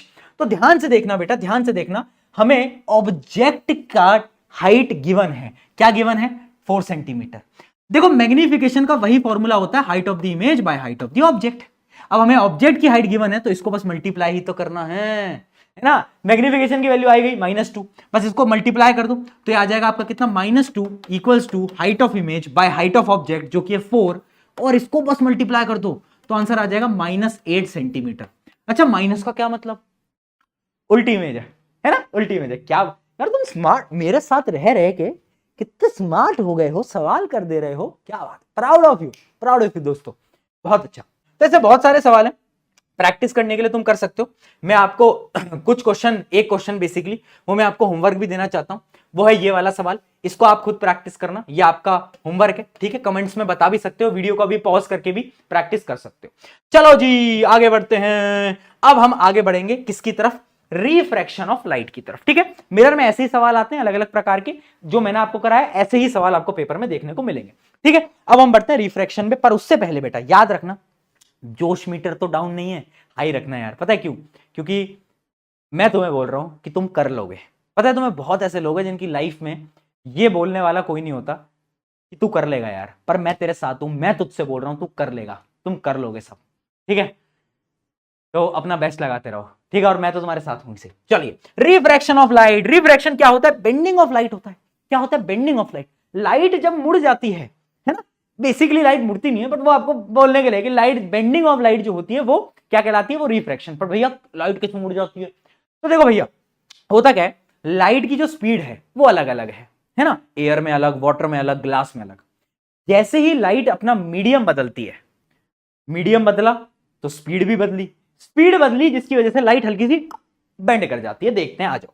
तो क्या होता है रिफ्रैक्शन, तो phenomena of bending of ray of light when it enters from one medium to another. जब एक से दूसरे में जाएगा तो भैया मीडियम तो बदलेगा, मीडियम बदलेगा तो क्या होगा, बोलो बोलो, स्पीड बदलेगी, स्पीड बदलेगी तो लाइट बेंड कर जाएगी, ठीक है। द बेंडिंग ऑफ लाइट रे during the refraction occurs because of change in speed. Light की रफ्तार बदल जाती है ना, जिस वजह से वो बेंड होती है, ठीक है। ये बात हमें समझ में आ गई है। अब कुछ इंपॉर्टेंट चीज देखो, दो प्रकार के मीडियम्स होते हैं। एक मीडियम होता है क्या, रेयरर मीडियम, रेयरर मीडियम, और एक होता है आपका डेंसर मीडियम। डेंसर यानी जिसकी डेंसिटी ज्यादा है, जो ताजा ताकतवर है ना। हाँ ज्यादा, बॉडी फ्लेक्स, बॉडी है ही नहीं यार, मेरी बॉडी कहां है बेटा, है ना। पर ये मैं तुमसे झूठ भी तो बोल सकता हूँ, क्या पता मेरी बॉडी हो, ठीक है। चलो, रेयरर और डेंसर। रेयर जो कि ज्यादा ताकतवर है, डेंसर जो कि ज्यादा ताकतवर है, रेयर जो कि हल्का है। अब देखो बेटा, जब भी लाइट रे आई और टकराई यहां पर, ठीक है, रेयरर से कहां पर आई, डेंसर, तो एक नॉर्मल ड्रॉ करते हैं। ये क्या होता है बेटा, नॉर्मल। तुम्हें पता है नॉर्मल क्या होता है, perpendicular to the plane, perpendicular to the plane, ठीक है। तो जब भी रेयरर से डेंसर में आएगी तो पता है कहां पर बेंड करेगी, light will bend towards normal. ये जो नॉर्मल है ना, वैसे लाइट को देखो ऐसे जाना था, सीधी जाती लाइट, ऐसे सीधी जाती, पर ये जो लाइट है ये बेंड कर जाएगी नॉर्मल की तरफ, नॉर्मल की तरफ बेंड करेगी। कहां पर, नॉर्मल की तरफ, ठीक है। और इसका अपोजिट केस होता है जब मान लो ऊपर वाला मीडियम डेंसर हो और ये रेयरर हो, ठीक है। मान लो लाइट आई, ये नॉर्मल बनाया, अब ये जो लाइट है ये जाने तो ऐसे वाली थी सीधी, पर अब ये जो होगी नॉर्मल के दूर चली जाएगी, एक मिनट, नॉर्मल के दूर चली जाएगी, नॉर्मल के दूर चली जाएगी, अवे फ्रॉम दी नॉर्मल। तो ये याद कैसे होगा, ट्रिक। Y2VR1 प्रशांत भेज है। ट्रिक क्या बोलती है, आरडी शर्मा, एक बड़ी प्यारी किताब है, तुम सबने पढ़ी होगी मैथ में।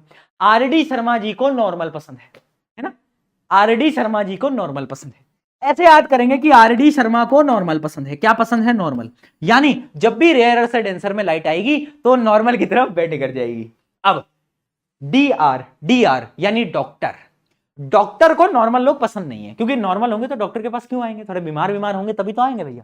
तो डॉक्टर को नॉर्मल लोग पसंद है ही नहीं, यानी वो नॉर्मल के अवे बेंड कर जाएगी। तो डॉक्टर को नॉर्मल लोग पसंद नहीं, आरडी शर्मा जी जो है उनको नॉर्मल लोग पसंद है। चलिए जी, ऐसे हम याद कर लेते हैं, ठीक है। तो ये चीज आपको याद रखनी होगी। चलो अब बढ़ते हैं आगे की तरफ। आगे हम पढ़ते हैं, देखो कुछ मैं आपको लॉज बताता हूं। बेसिकली दो लॉज होते हैं। क्या क्या लॉज होते हैं, लॉज ऑफ रिफ्रैक्शन। जैसे हमने रिफ्लेक्शन में लॉ पढ़े थे, वैसे ही अब हम लॉ पढ़ेंगे। लॉ नंबर 1, पहला लॉ क्या बोलता है, पहला लॉ ये बोलता है इंसिडेंट रे, इंसिडेंट रे। अब यहां पर ना रिफ्लेक्टेड रे नहीं होती, इन रेस का नाम होता है रिफ्रैक्टेड, क्योंकि रिफ्रैक्शन हो रहा है ना। हाँ, इंसिडेंट रे, रिफ्रैक्टेड रे और normal, all lie at the same plane. वही जैसे वहां पर incident ray, reflected ray, normal तीनों, यहां पर रिफ्लेक्टेड की जगह रिफ्रैक्टेड आ जाता है। बस टाटा बाय बाय गुड बाय। पहला लॉ सिंपल, पहला लॉ सिंपल, बताओ जल्दी, बताओ जल्दी। Incident ray, refracted ray, normal, interface of the two media at the point of incidence all lie at the same plane. यानी जहां पर ये तीनों मिलेंगे वो जो प्लेन होगा वो एक ही प्लेन होगा तीनों का। बस इतना है पहली स्टेटमेंट। दूसरी स्टेटमेंट सबसे इंपॉर्टेंट, दूसरी स्टेटमेंट क्या बोल रही है, इसको हम स्नेल्स लॉ ऑफ रिफ्रैक्शन भी बोलते हैं। क्या बोलते हैं बेटा, स्नेल। क्या बोलते हैं, वो वाला स्नेल नहीं, वो वाला स्नेल नहीं, हाँ है ना, स्नेल्स लॉ ऑफ रिफ्रैक्शन। ये क्या बोलता है, sine of the angle of incidence. Sine क्या होता है, ट्रिग्नोमेट्री आइडेंटिटी होती है, आपने शायद अभी तक पढ़ ली होगी, ट्रिग्नोमेट्री करके एक चैप्टर होता है आपकी क्लास 10th के अंदर ही, ठीक है। नहीं पढ़ी है तो साइन, मान लो एक ट्रिग्नोमेट्री आइडेंटिटी है और कुछ वैल्यूज याद कर लो, जैसे कि साइन 0 की वैल्यू होती है 0, साइन 30 की वैल्यू होती है 1/2, है ना, साइन 45 की वैल्यू होती है 1/√2, है ना। उसके अलावा साइन 90 की वैल्यू क्या होती है, साइन 90 की जो वैल्यू होती है वो होती है 1। ये आप बस इतना याद कर लो, है ना, अगर आपने वैसे ट्रिग्नोमेट्री पढ़ी लिया होगा अभी तक, ठीक है। अब समझना ये क्या बोल रहा है स्नेल्स लॉ, कि जब भी एक लाइट आएगी तो एक एंगल बनाएगी, जिसको हम बोलेंगे क्या, एंगल ऑफ इंसिडेंस। और जब रिफ्रैक्ट हो जाएगी तो भी एक एंगल बनाएगी, उसको हम बोलेंगे एंगल ऑफ रिफ्रैक्शन, ठीक है। तो स्नेल्स लॉ ये बोलता है sine of angle of incidence divide by sine of angle of refraction will always remain constant. क्या बोल रहा है, क्या बोल रहा है कि sine I by sine R ये हमेशा क्या होगा, कांस्टेंट होगा, इसकी वैल्यू हमेशा सेम होगी, ठीक है, इसकी वैल्यू हमेशा सेम होगी। यानी एंगल ऑफ इंसिडेंस पता है, एंगल ऑफ रिफ्रैक्शन पता है, उनकी अगर मैं साइन की वैल्यू निकालूंगा और उनका रेशियो करूंगा तो वो कांस्टेंट होगा। यही होता है सेकंड लॉ। ये स्टेटमेंट याद रखना बेटा, स्टेटमेंट इंपॉर्टेंट है, ठीक है। यहां तक क्लियर, अब समझो। अब भैया ये कांस्टेंट तो मैं समझ गया कि कांस्टेंट होगा, पर ये कांस्टेंट होगा क्या, what will B this constant, तो उसका नाम है रिफ्रैक्टिव इंडेक्स। बेटा समझना, मुझे पता है ये वाला जो टॉपिक होता है ना रिफ्रैक्शन का, थोड़ा सा टफ होता है ना, बच्चों को समझ नहीं आ पाता। तुम समझना मेरी बात, मैं तुम्हें समझा रहा हूं, तुम मुझे बस 10 मिनट दो, तुम्हें डिटेल में समझ आ जाएगा। पर अगर तुम, नेहा का रिप्लाई नहीं आया, राहुल चैट्स पे मैसेज तो देख लेता, अगर तुम ये करोगे बेटा तो मैं गारंटी नहीं लेता कि मैं समझा पाऊंगा। तो थोड़ा सा फोकस, 10 मिनट एकदम एकदम वो वाला फोकस चाहिए मुझे, वो वाला है ना, एकदम डिटेल वाला। देखो ये जो रेशियो है ये कांस्टेंट होगा, और वो जो कांस्टेंट वैल्यू होगी वो किसके बराबर होगी वो समझाऊंगा। पर उससे पहले आपको एक डायग्राम दिखा रहा हूं। इस डायग्राम पे इसी साल तुम्हारे सीनियर्स के पेपर के अंदर सवाल आया है, refraction through the glass slab, refraction through the glass slab. ठीक है, देखो ये डायग्राम बार बार बनाने को पूछा जाता है, इसलिए इसकी प्रैक्टिस कर लेना। एक ग्लास स्लैब क्या होता है? ग्लास से बना हुआ एक ऐसे रेक्टेंगुलर स्ट्रक्चर। ठीक है, अच्छा अब लाइट आई, मान लो ये लाइट आई, लाइट आई, लाइट आई, यहां पर टकराई। लाइट क्या है बेटा? रेयरर, रेयरर है ना। ग्लास क्या है? ताकतवर, ग्लास है डेंसर। ठीक है, आरडी शर्मा को क्या पसंद था? नॉर्मल पसंद था ना। हाँ, तो नॉर्मल की तरफ लाइट सीधी जाती, बट लाइट देखो नॉर्मल की तरफ बेंड कर गई। अब ये केस स्पेशल इसलिए है क्योंकि ग्लास स्लैब में लाइट दो बार रिफ्रैक्शन करेगी। कैसे? एक बार तो यहां पर, और एक बार बाहर निकलते समय, जब लाइट बाहर जाएगी, टाटा बाय बाय गुड बाय करेगी। तो देखो अब ये लाइट जा रही थी, जा रही थी, जा रही थी, जा रही थी, अब वापस से टकराई। अब ये जो मीडियम है ये डेंसर है, बाहर वाला मीडियम रेयरर है। डॉक्टर को क्या नहीं पसंद था? नॉर्मल, नॉर्मल लोग पसंद नहीं थे। तो नॉर्मल के, ये नॉर्मल होता है बेटा, इस नॉर्मल के एकदम दूर ऐसे अपोजिट तरफ निकल जाएगी। तो ये जो डायग्राम है ना, ये डायग्राम इंपॉर्टेंट है। अब यहां पर कुछ चीजें समझने की कोशिश करो। मान लो ये एंगल ऑफ इंसिडेंस है, ये एंगल ऑफ रिफ्रैक्शन है। ठीक है, एंगल ऑफ इंसिडेंस बड़ा होगा या एंगल ऑफ रिफ्रैक्शन बड़ा होगा? बताओ। अरे खुद दिख रहा है तुम्हें कि ये लाइट सीधी जाने वाली थी, बट ये इस तरफ बेंड हो गई, अब ये एंगल छोटा हो गया। तो याद रखना, angle of incidence is always equals to angle of refraction. उसके अलावा यहां पर देखना, मान लो ये एंगल ऑफ रिफ्रैक्शन है, मतलब ये एंगल आर है, ये एंगल और ये एंगल हमेशा बराबर होते हैं बेटा। क्यों? मैथ्स में पढ़ा था, अपोजिट एंगल पढ़ा था, पैरेलल लाइंस के अपोजिट एंगल। हाँ, तो ये एंगल बराबर होंगे। मान लो अभी ये आर है, और ये जो लास्ट वाला एंगल होगा ना, ये होता है एंगल ऑफ इमरजेंस, या फिर इमरजेंट एंगल भी बोलते हैं। और ये जो रे होती है ना, इसको हम बोलते हैं इमरजेंट रे। ठीक है, इसको हम बोलते हैं एंगल ई। अब मुझे बताओ, इसके कंपैरिजन में ये जो एंगल है बड़ा होगा या छोटा होगा? साफ दिख रहा है कि देखो लाइट दूर चली गई, ये एंगल बड़ा हो गया। तो यहां पर भी लिख लेना कि जो ई होगा, ई वो भी बड़ा होगा आर से। ठीक है, ठीक है। अब ये डायग्राम इतना समझ आ गया। यहां पर कुछ चीजें तुम्हें समझनी पड़ेगी। इमेजिन करो अगर ये ग्लास स्लैब आता ही नहीं, तो ये लाइट सीधी सीधी सीधी सीधी सीधी सीधी जाती रहती। फॉर एग्जाम्पल, अगर तुम्हारी जिंदगी में मोबाइल फोन नहीं आता, तो जैसे तुम बचपन में टॉपर हुआ करते थे, आज भी तुम टॉपर होते, पर तुम्हारे जीवन में कुछ गलत हुआ, मोबाइल फोन आया, इंटरनेट आया, उसकी वजह से तुमने अपने डायरेक्शंस को बदल लिया। रोस्ट हो गया क्या? देखो उसी प्रकार से अगर मान लो यार नहीं आता है ग्लास स्लैब, तो लाइट एकदम सीधी जाती, सीधी जाती, सीधी जाती, सीधी जाती। ठीक है, ठीक है, पर लाइट अब कहां जा रही है? यहां पर जा रही है। ठीक है, तो इमरजेंट रे, इमरजेंट रे ये क्या है? इमरजेंट रे, इमरजेंट रे और इंसिडेंट रे के बीच का ये जो डिस्टेंस है, ये जो पैरेलल डिस्टेंस है, इसको हम बोलते हैं लेटरल डिस्प्लेसमेंट। क्या बोलते हैं बेटा? Lateral displacement. क्या है lateral displacement? Parallel distance between incident ray and emergent ray is called lateral displacement. इतनी चीजें थी जो कि आपको यहां पर पता होना चाहिए। ठीक है, डेफिनेशंस इंपॉर्टेंट है, स्पेशली किसकी? लेटरल डिस्प्लेसमेंट की। Emergent ray is parallel to the incident ray with a perpendicular distance. क्या बोलते हैं परपेंडिकुलर डिस्टेंस को? ठीक है, याद रहेगा? जल्दी बताओ, जल्दी बताओ। बहुत बढ़िया, समझ आ गया एकदम सही। चलो यहां तक की सारी चीजें क्लियर हो गई। यहां पर दो बार रिफ्रैक्शन हो रहा है, कैसे कैसे हो रहा है अब तुम खुद बता सकते हो। अब वापस से आते हैं, वापस से पीछे। तुम्हें याद हो तो मैंने बोला sine of angle of incidence divide by sine of angle of refraction is always constant. उस कांस्टेंट की वैल्यू क्या है भैया? उस कांस्टेंट की वैल्यू है किसके बराबर? रिफ्रैक्टिव इंडेक्स के बराबर। अब ये क्या बला है यार भैया, एक चीज समझते नहीं है, दूसरी फेंक के मारते हो। मैंने कहा तो यार फिर वही चीज, वाई टू फियर प्रशांत भेजिए। देख, रिफ्रैक्टिव इंडेक्स को सबसे पहले तो हम ऐसे लिखते हैं एन, और कुछ कुछ किताबों के अंदर ऐसे यू से भी लिखा जाता है। ठीक है, ये क्या होता है? ये एबिलिटी है, ये ताकत है। तुम मुझसे पंजा लड़ाओगे तो शायद मैं किसी किसी को हरा दूं, किसी किसी को मैं ना हरा पाऊं, तो वो मेरी ताकत है। उसी प्रकार से रिफ्रैक्टिव इंडेक्स एक मीडियम की ताकत है कि वो लाइट को कितना बेंड कर पाएगा। ठीक है, तो एक चीज आपको अपने नोट्स में नोट डाउन करना है कि refractive index is directly proportional to bending. यानी जिस मीडियम की जितनी ज्यादा रिफ्रैक्टिव इंडेक्स होगा, वो उतना ही ज्यादा लाइट को बेंड करेगा। ठीक है, and secondly refractive index is also directly proportional to density. यानी जिस मीडियम की ज्यादा डेंसिटी होगी ना, जो ज्यादा डेंसर होगा, ऑटोमेटिकली उसकी ये जो है ना, ये क्या है? रिफ्रैक्टिव इंडेक्स वो ज्यादा होगा। ठीक है, डेंसिटी ज्यादा तो रिफ्रैक्टिव इंडेक्स ज्यादा, और बेंडिंग भी ज्यादा। अब एक इंपॉर्टेंट चीज है, it is inversely proportional to the speed of light. यानी बेटा समझना, अगर कोई मीडियम जिसका रिफ्रैक्टिव इंडेक्स ज्यादा है तो उसमें जो लाइट है ना वो बड़ी घबराई घबराई सी जाएगी, वो रुक रुक के जाएगी, उसकी जो स्पीड है वो कम हो जाएगी। जबकि कोई ऐसा मीडियम जो कि बेचारा रेयर मीडियम है जिसका रिफ्रैक्टिव इंडेक्स कम है तो उसमें लाइट कैसे जाएगी, फटाफट से, फास्ट फास्ट। तो इसलिए याद रखना, it is inversely proportional, very important. चलिए जी, चलिए जी, है ना। तो रिफ्रैक्टिव इंडेक्स क्या होता है वो मैं आपको बता दिया, is a measure of how much light is bent, कितनी लाइट को एक मीडियम बेंट करा सकता है। चलो अब फॉर्मूला क्या होता है रिफ्रैक्टिव इंडेक्स का। अगर तुम्हें किसी भी मीडियम का रिफ्रैक्टिव इंडेक्स निकालना है, मैं बताता हूं क्या फॉर्मूला है। फॉर्मूला है C बाय V। है C बाय V, ये क्या है? C है speed of light in air, जो कि तुम्हें पता है ऑलरेडी, 3 इंटू 10⁸, है ना, स्टार्टिंग में बताया था।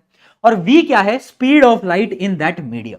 यानी अगर मुझे किसी भी मीडियम का रिफ्रैक्टिव इंडेक्स निकालना है तो मैं क्या करूंगा, speed of light divide by speed of light in that medium. उस मीडियम में लाइट की स्पीड क्या है, इस फॉर्मूले से मैं किसी भी मीडियम का रिफ्रैक्टिव इंडेक्स निकाल सकता हूं। फॉर एग्जांपल, मान लो speed of light in glass इतनी है, तो बताओ रिफ्रैक्टिव इंडेक्स कितना होगा। फॉर्मूले में पुट कर लो, फॉर्मूले में पुट कर लो, तो रिफ्रैक्टिव इंडेक्स कितना आ जाएगा, 3 इंटू 10⁸ डिवाइड बाय 2 इंटू 10�8, तो कट जाएगा, ये आ जाएगा 1.5। ठीक है, हाँ वैसे ही कटा है बेटा जैसे तुम्हारा भी कटा था, सॉरी चलो, है ना, 1.5 रिफ्रैक्टिव इंडेक्स आ गया। चलिए बहुत सही, बहुत सही, ये समझ आ गया। किसी भी मीडियम का रिफ्रैक्टिव इंडेक्स ऐसे कैलकुलेट कर सकते हैं। अब एक ऐसा टॉपिक आता है जिससे बच्चे बहुत कंफ्यूज होते हैं, बट मैं बोल रहा हूं इससे ज्यादा सवाल नहीं आते, कंफ्यूज नहीं होना है। टॉपिक क्या है, रिलेटिव रिफ्रैक्टिव इंडेक्स। अभी क्वेश्चन कराऊंगा बेटा। मान लो यहां पर है मीडियम 1, है ना, एयर नहीं है, मीडियम 1। अच्छा एक बात याद रखना, एयर का जो रिफ्रैक्टिव इंडेक्स होता है वो हमेशा 1 होता है। क्या होता है? 1 होता है। ठीक है, एयर का रिफ्रैक्टिव इंडेक्स 1 होता है। यहां पर है मीडियम 1, ठीक है, यहां पर है मीडियम, और यहां पर है मीडियम 2। ठीक है, दो मीडियम है, दोनों के रिफ्रैक्टिव इंडेक्स अलग है। अब मान लो क्वेश्चन में तुमसे पूछा जाए refractive index of medium 2 with respect to, ये क्या है बेटा, WRT क्या है, ये क्या है, विद रिस्पेक्ट टू मीडियम 1, तो उसका फॉर्मूला क्या होगा। फॉर्मूला बता रहा हूं, जिसकी इज्जत देते हैं उसको नीचे डाल देते हैं। यानी विद रिस्पेक्ट टू, जिसको इज्जत दे रहे हैं, किसको इज्जत दे रहे हैं, मीडियम 1 को, विद रिस्पेक्ट टू उसको नीचे डाल दो। यानी इसका फॉर्मूला आएगा N2 बाय N1। यानी अगर तुमसे कोई बोले medium 2 with respect to medium 1, तो जो जिसकी इज्जत कर रहे हैं उसको नीचे डाल दो फॉर्मूले में। यानी refractive index of medium 2 divide by refractive index of medium 1, ये इसका डायरेक्टली फॉर्मूला बन के आता है। अब एक और फॉर्मूला है, तुम्हें याद होगा। अच्छा इसको एक और तरीके से लिखते हैं, N21 कैसे, N21। ठीक है, N21 का क्या मतलब है, N21 का मतलब क्या है, वही है सेम, N2 बाय N1, इसका मतलब यही होता है बेटा, सेम रख। अब देखो, तुम्हें याद है ना कि जिसका रिफ्रैक्टिव इंडेक्स ज्यादा उसमें स्पीड ऑफ लाइट कम, यानी refractive index is inversely proportional to the speed of light, याद होगा। तो इस फॉर्मूले का N2 बाय N1 का एक और फॉर्मूला है जो कि है इसका अपोजिट, यानी V1 बाय V2। ये क्या है, speed of light in medium 1 divide by speed of light in medium 2। मैंने क्या करा, रेसिप्रोकल। क्यों करा, क्योंकि लाइट और रिफ्रैक्टिव इंडेक्स रेसिप्रोकल। तो ये जो फॉर्मूलेज हैं ये भी तुम्हें याद रखने हैं, इस पे सवाल आते हैं, अभी दिखाऊंगा भी। ठीक है ठीक है, क्या बोला, जिसकी इज्जत करो उसको नीचे डाल दो। जैसे क्वेश्चन में बोला जाए refractive index of medium 1 with respect to 2, तो क्या लिखोगे, N1 बाय N2, है ना, और स्पीड में उल्टा। चलो चलो बहुत बढ़िया, इसके कुछ क्वेश्चन देखते हैं, क्लैरिटी मिलेगी। आ जाओ क्वेश्चन देखते हैं, क्लैरिटी मिलेगी। चलो भाई इस क्वेश्चन को सॉल्व करो फटाफट। चलो भाई कौन कौन इसको सॉल्व कर पाया, क्वेश्चन इजी है। देखो, refractive index of the water is 1.33, यानी हमें रिफ्रैक्टिव इंडेक्स वाटर का गिवन है जो कि है 1.33। क्या बोल रहा है, if the speed of light in air is this, find the speed of light in water. देखो फॉर्मूला तुम्हें पता है, रिफ्रैक्टिव इंडेक्स का फॉर्मूला होता था C बाय V, याद आ गया, speed of light in air divide by speed of light in that medium. तो हमें वाटर का रिफ्रैक्टिव इंडेक्स गिवन है 1.33, हमें स्पीड ऑफ लाइट गिवन है दिस, हमें निकालना क्या है, हमें वेलोसिटी यानी speed of light in that medium ही तो निकालना है। तो क्या करूंगा, इसको यहां भेजूंगा, इसको यहां भेजूंगा, तो कैलकुलेशन तुम कर लेना, है ना, तुम्हारे हवाले वतन साथियों ठीक है, कैलकुलेशन तुम कर लेना, ये तुम्हारा आंसर आएगा। इसका ट्राई कर रहा है, कैलकुलेशन तो कर लो यार। चलो आ जाओ अगला सवाल देखते हैं अगला सवाल, the absolute refractive index, absolute refractive index कुछ नहीं होता, तुम ऐसे ही समझो कि रिफ्रैक्टिव इंडेक्स ही है।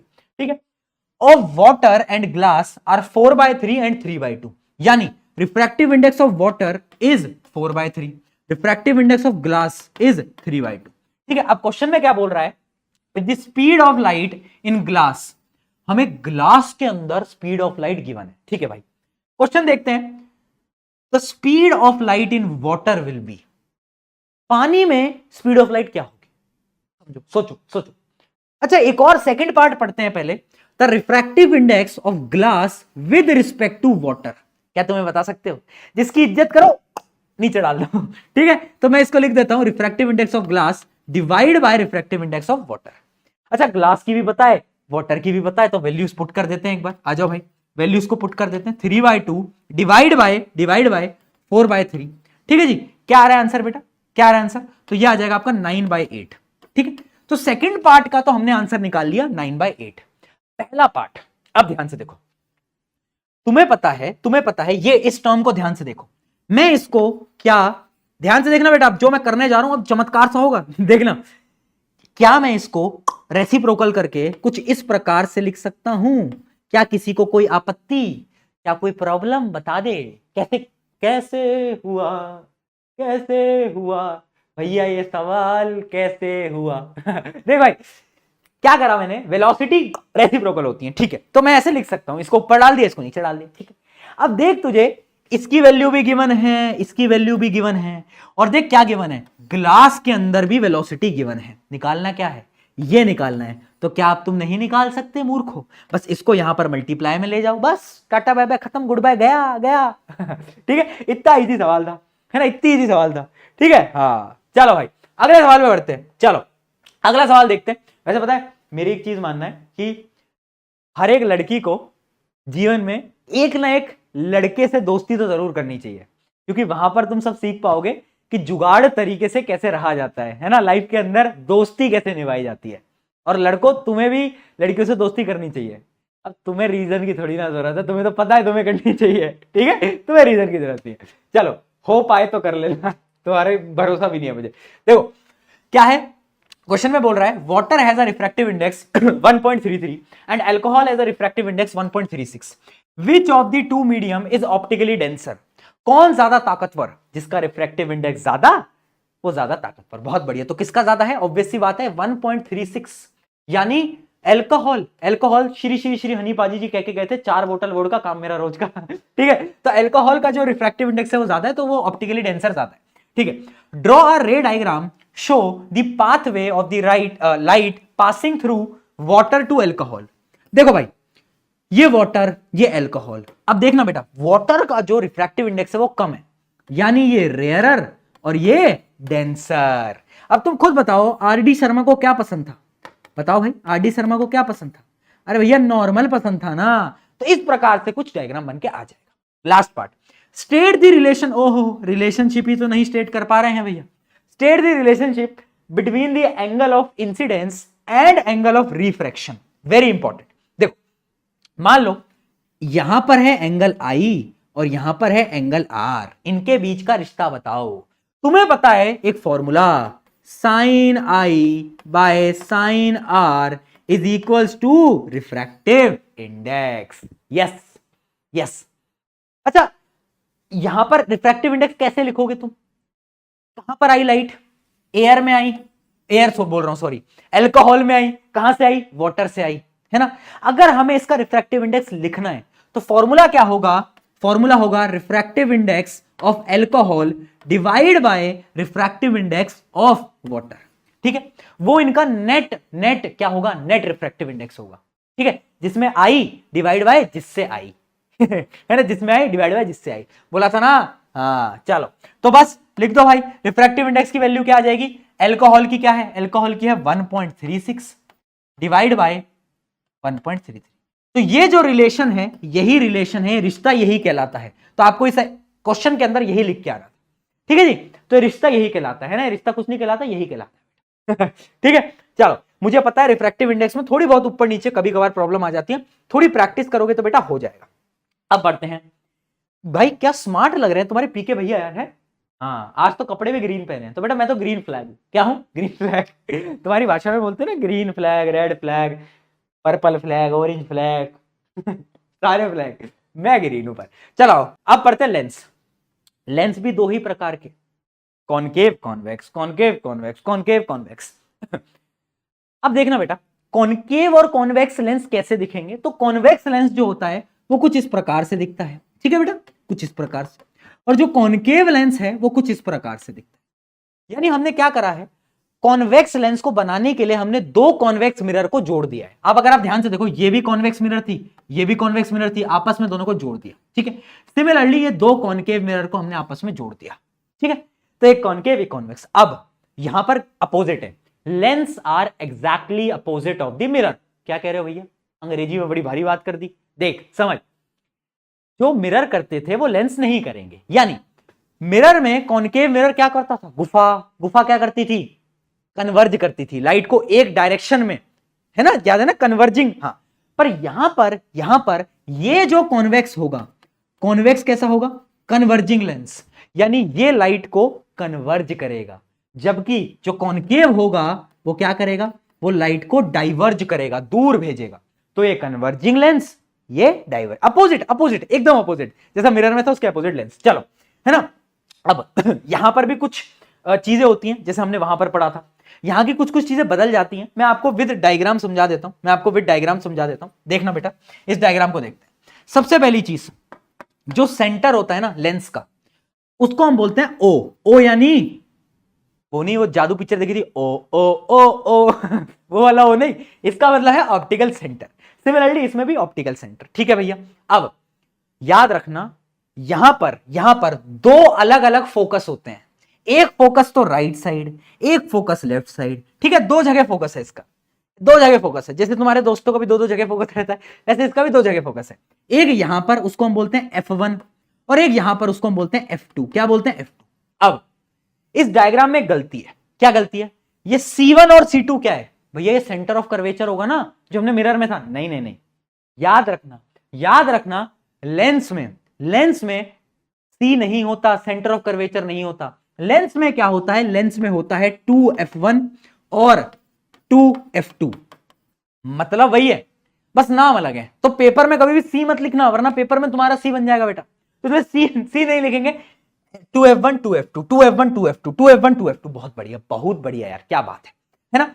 मतलब वही है कि यहां से लेकर यहां तक जो डिस्टेंस होगा और यहां से लेकर यहां तक जो डिस्टेंस होगा वो दोनों बराबर होंगे, ठीक है। और ये भी तुम बोल सकते हो कि F1 विल भी क्या होगा, ट्वाइस। देखो 2F1 का क्या मतलब है कि ये डबल हो गया, क्या हो गया, ये F1 के डबल हो गया।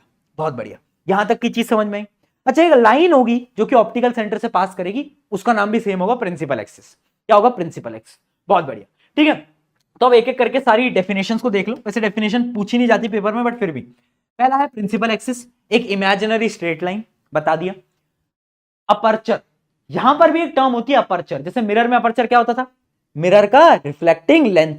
सिमिलरली ये क्या होता है यहां पर, the diameter of a circular outline, यानी जो सर्कुलर आउटलाइन है ना, ऐसा है लेंस। ये क्या है, बोलो कौन सा लेंस है, कॉन्वेक्स।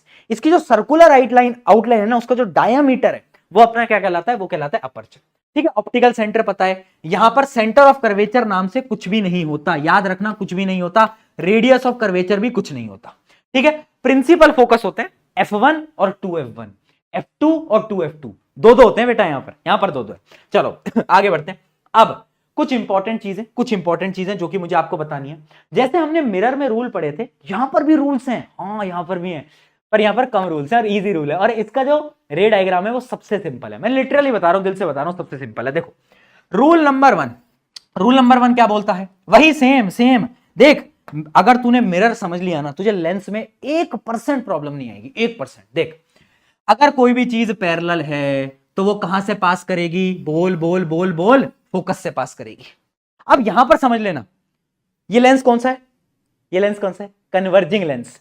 ये क्या करेगा, लाइट को कन्वर्ज करेगा। मान लो एक लाइट यहां से आई, ये बीच की एक लाइन होती है और इस लाइन के आगे से चीजें बेंड होने लगती हैं, तो ऐसे लाइट को बेंड कर देगा ऐसे, ठीक है। तो ये क्या करेगा, कन्वर्ज करेगा, ठीक है। कोई भी लाइट रे अगर पैरेलल होगी, it will pass through focus. अच्छा, इसी चीज को अगर हम इस लेंस की मदद से देखें, ये कौन सा लेंस है, कॉनकेव। बार बार बोलते चलना ताकि तुम्हारी मेमोरी के अंदर प्रैक्टिस हो जाए। अब देखो इसका क्या काम होता है, ये ना दूर भेज देता है, ये डाइवर्जिंग लेंस है, ठीक है। तो एक्चुअली में तो फोकस से पास नहीं करेगा, पर जो चीजें रियल में नहीं मिल पाती वो कहां मिलती है, वर्चुअल दुनिया में। तो आ जाओ भाई, virtual virtual virtual virtual virtual, बहुत बढ़िया। तो F1 में जाकर क्या होगा जब भी लाइट पैरेलल होगी फोकस से पास करेगी, वही सेम चीज है। अगला देखते हैं, अगला आ जाओ। देखो रूल नंबर 2 वेरी सिंपल, इसका अपोजिट। अगर कभी भी लाइट रे फोकस से पास करेगी तो फोकस बोलेगी पैरेलल हो जा, क्या हो जा, पैरेलल। देखो टिंग टिंग डिंग डिंग डिंग डिंग डिंग डिंग, अच्छा एक वो कार्टून आता था ना निंजा हथौड़ी, डिंग डिंग डिंग डिंग डिंग डिंग डिंग, ऐसी कुछ आता था, डिंग डिंग डिंग डिंग डिंग, हाँ तो वैसे डिंग डिंग डिंग डिंग डिंग डिंग डिंग डिंग डिंग। अब क्या होगा, पैरेलल हो जाएगी लाइट, बहुत बढ़िया। बेटा ये मिरर नहीं है कि लाइट वापस से आ जाए, ये लेंस है, लेंस में से लाइट पास कर जाती है, ठीक है। आगे देख, अब यहां पर देखो light is going towards focus, focus की तरफ जा रही है, तो क्या होगा, पैरेलल। क्या होगा बेटा, पैरेलल। क्या हो जाएगा, पैरेलल, बहुत बढ़िया। ये भी एक नंबर, ये भी समझ आया। Rule number 2 simple. Rule number 3 और आखिरी रूल सबसे इजी। यहां का गुंडा कौन, यहां का गुंडा कौन, यहां का गुंडा है ऑप्टिकल सेंटर। ऑप्टिकल सेंटर बोलता है जो मुझसे जाएगा वो सीधा जाएगा, मुड़ेगा नहीं। जो मुझसे जाएगा वो एकदम सीधा जाएगा। भैया मेरे से जो जाना है ना वो मुड़ना उड़ना नहीं है, एकदम सीधे जाओ, नो बेंडिंग, नो बेंडिंग। तो जब भी लाइट ऑप्टिकल सेंटर से पास होगी there will be zero bending, light एकदम सीधी पास होगी, ठीक है, लाइट एकदम सीधी पास होगी। सिमिलरली चाहे दूसरा लेंस हो, कॉनकेव लेंस हो, लाइट सीधी पास होगी। अब तुम ये सोचो कि ये जीरो बेंडिंग क्यों आ रही है। मैं आपको एक कॉन्सेप्ट बता रहा हूं बेटा, याद रखना, याद रखना। कब लाइट बेंड नहीं करती, दो केस होते हैं, और ये दो केस को नोट कर लेना।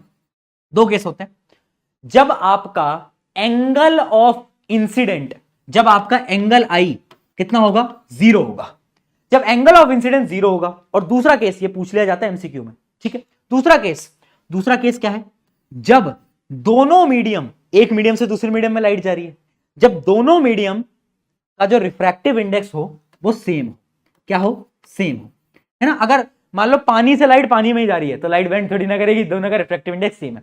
तो ये दो केसेस होते हैं जब लाइट बेंड नहीं करती। अब ये तुम्हारा होमवर्क है, ये बताओ ऑप्टिकल सेंटर में ऐसा क्या हो रहा है इन दोनों में से कि लाइट जो है एकदम सीधी जा रही है, ठीक है। पेपर में नहीं पूछा जाता बट एक्स्ट्रा नॉलेज के लिए सर्च करना।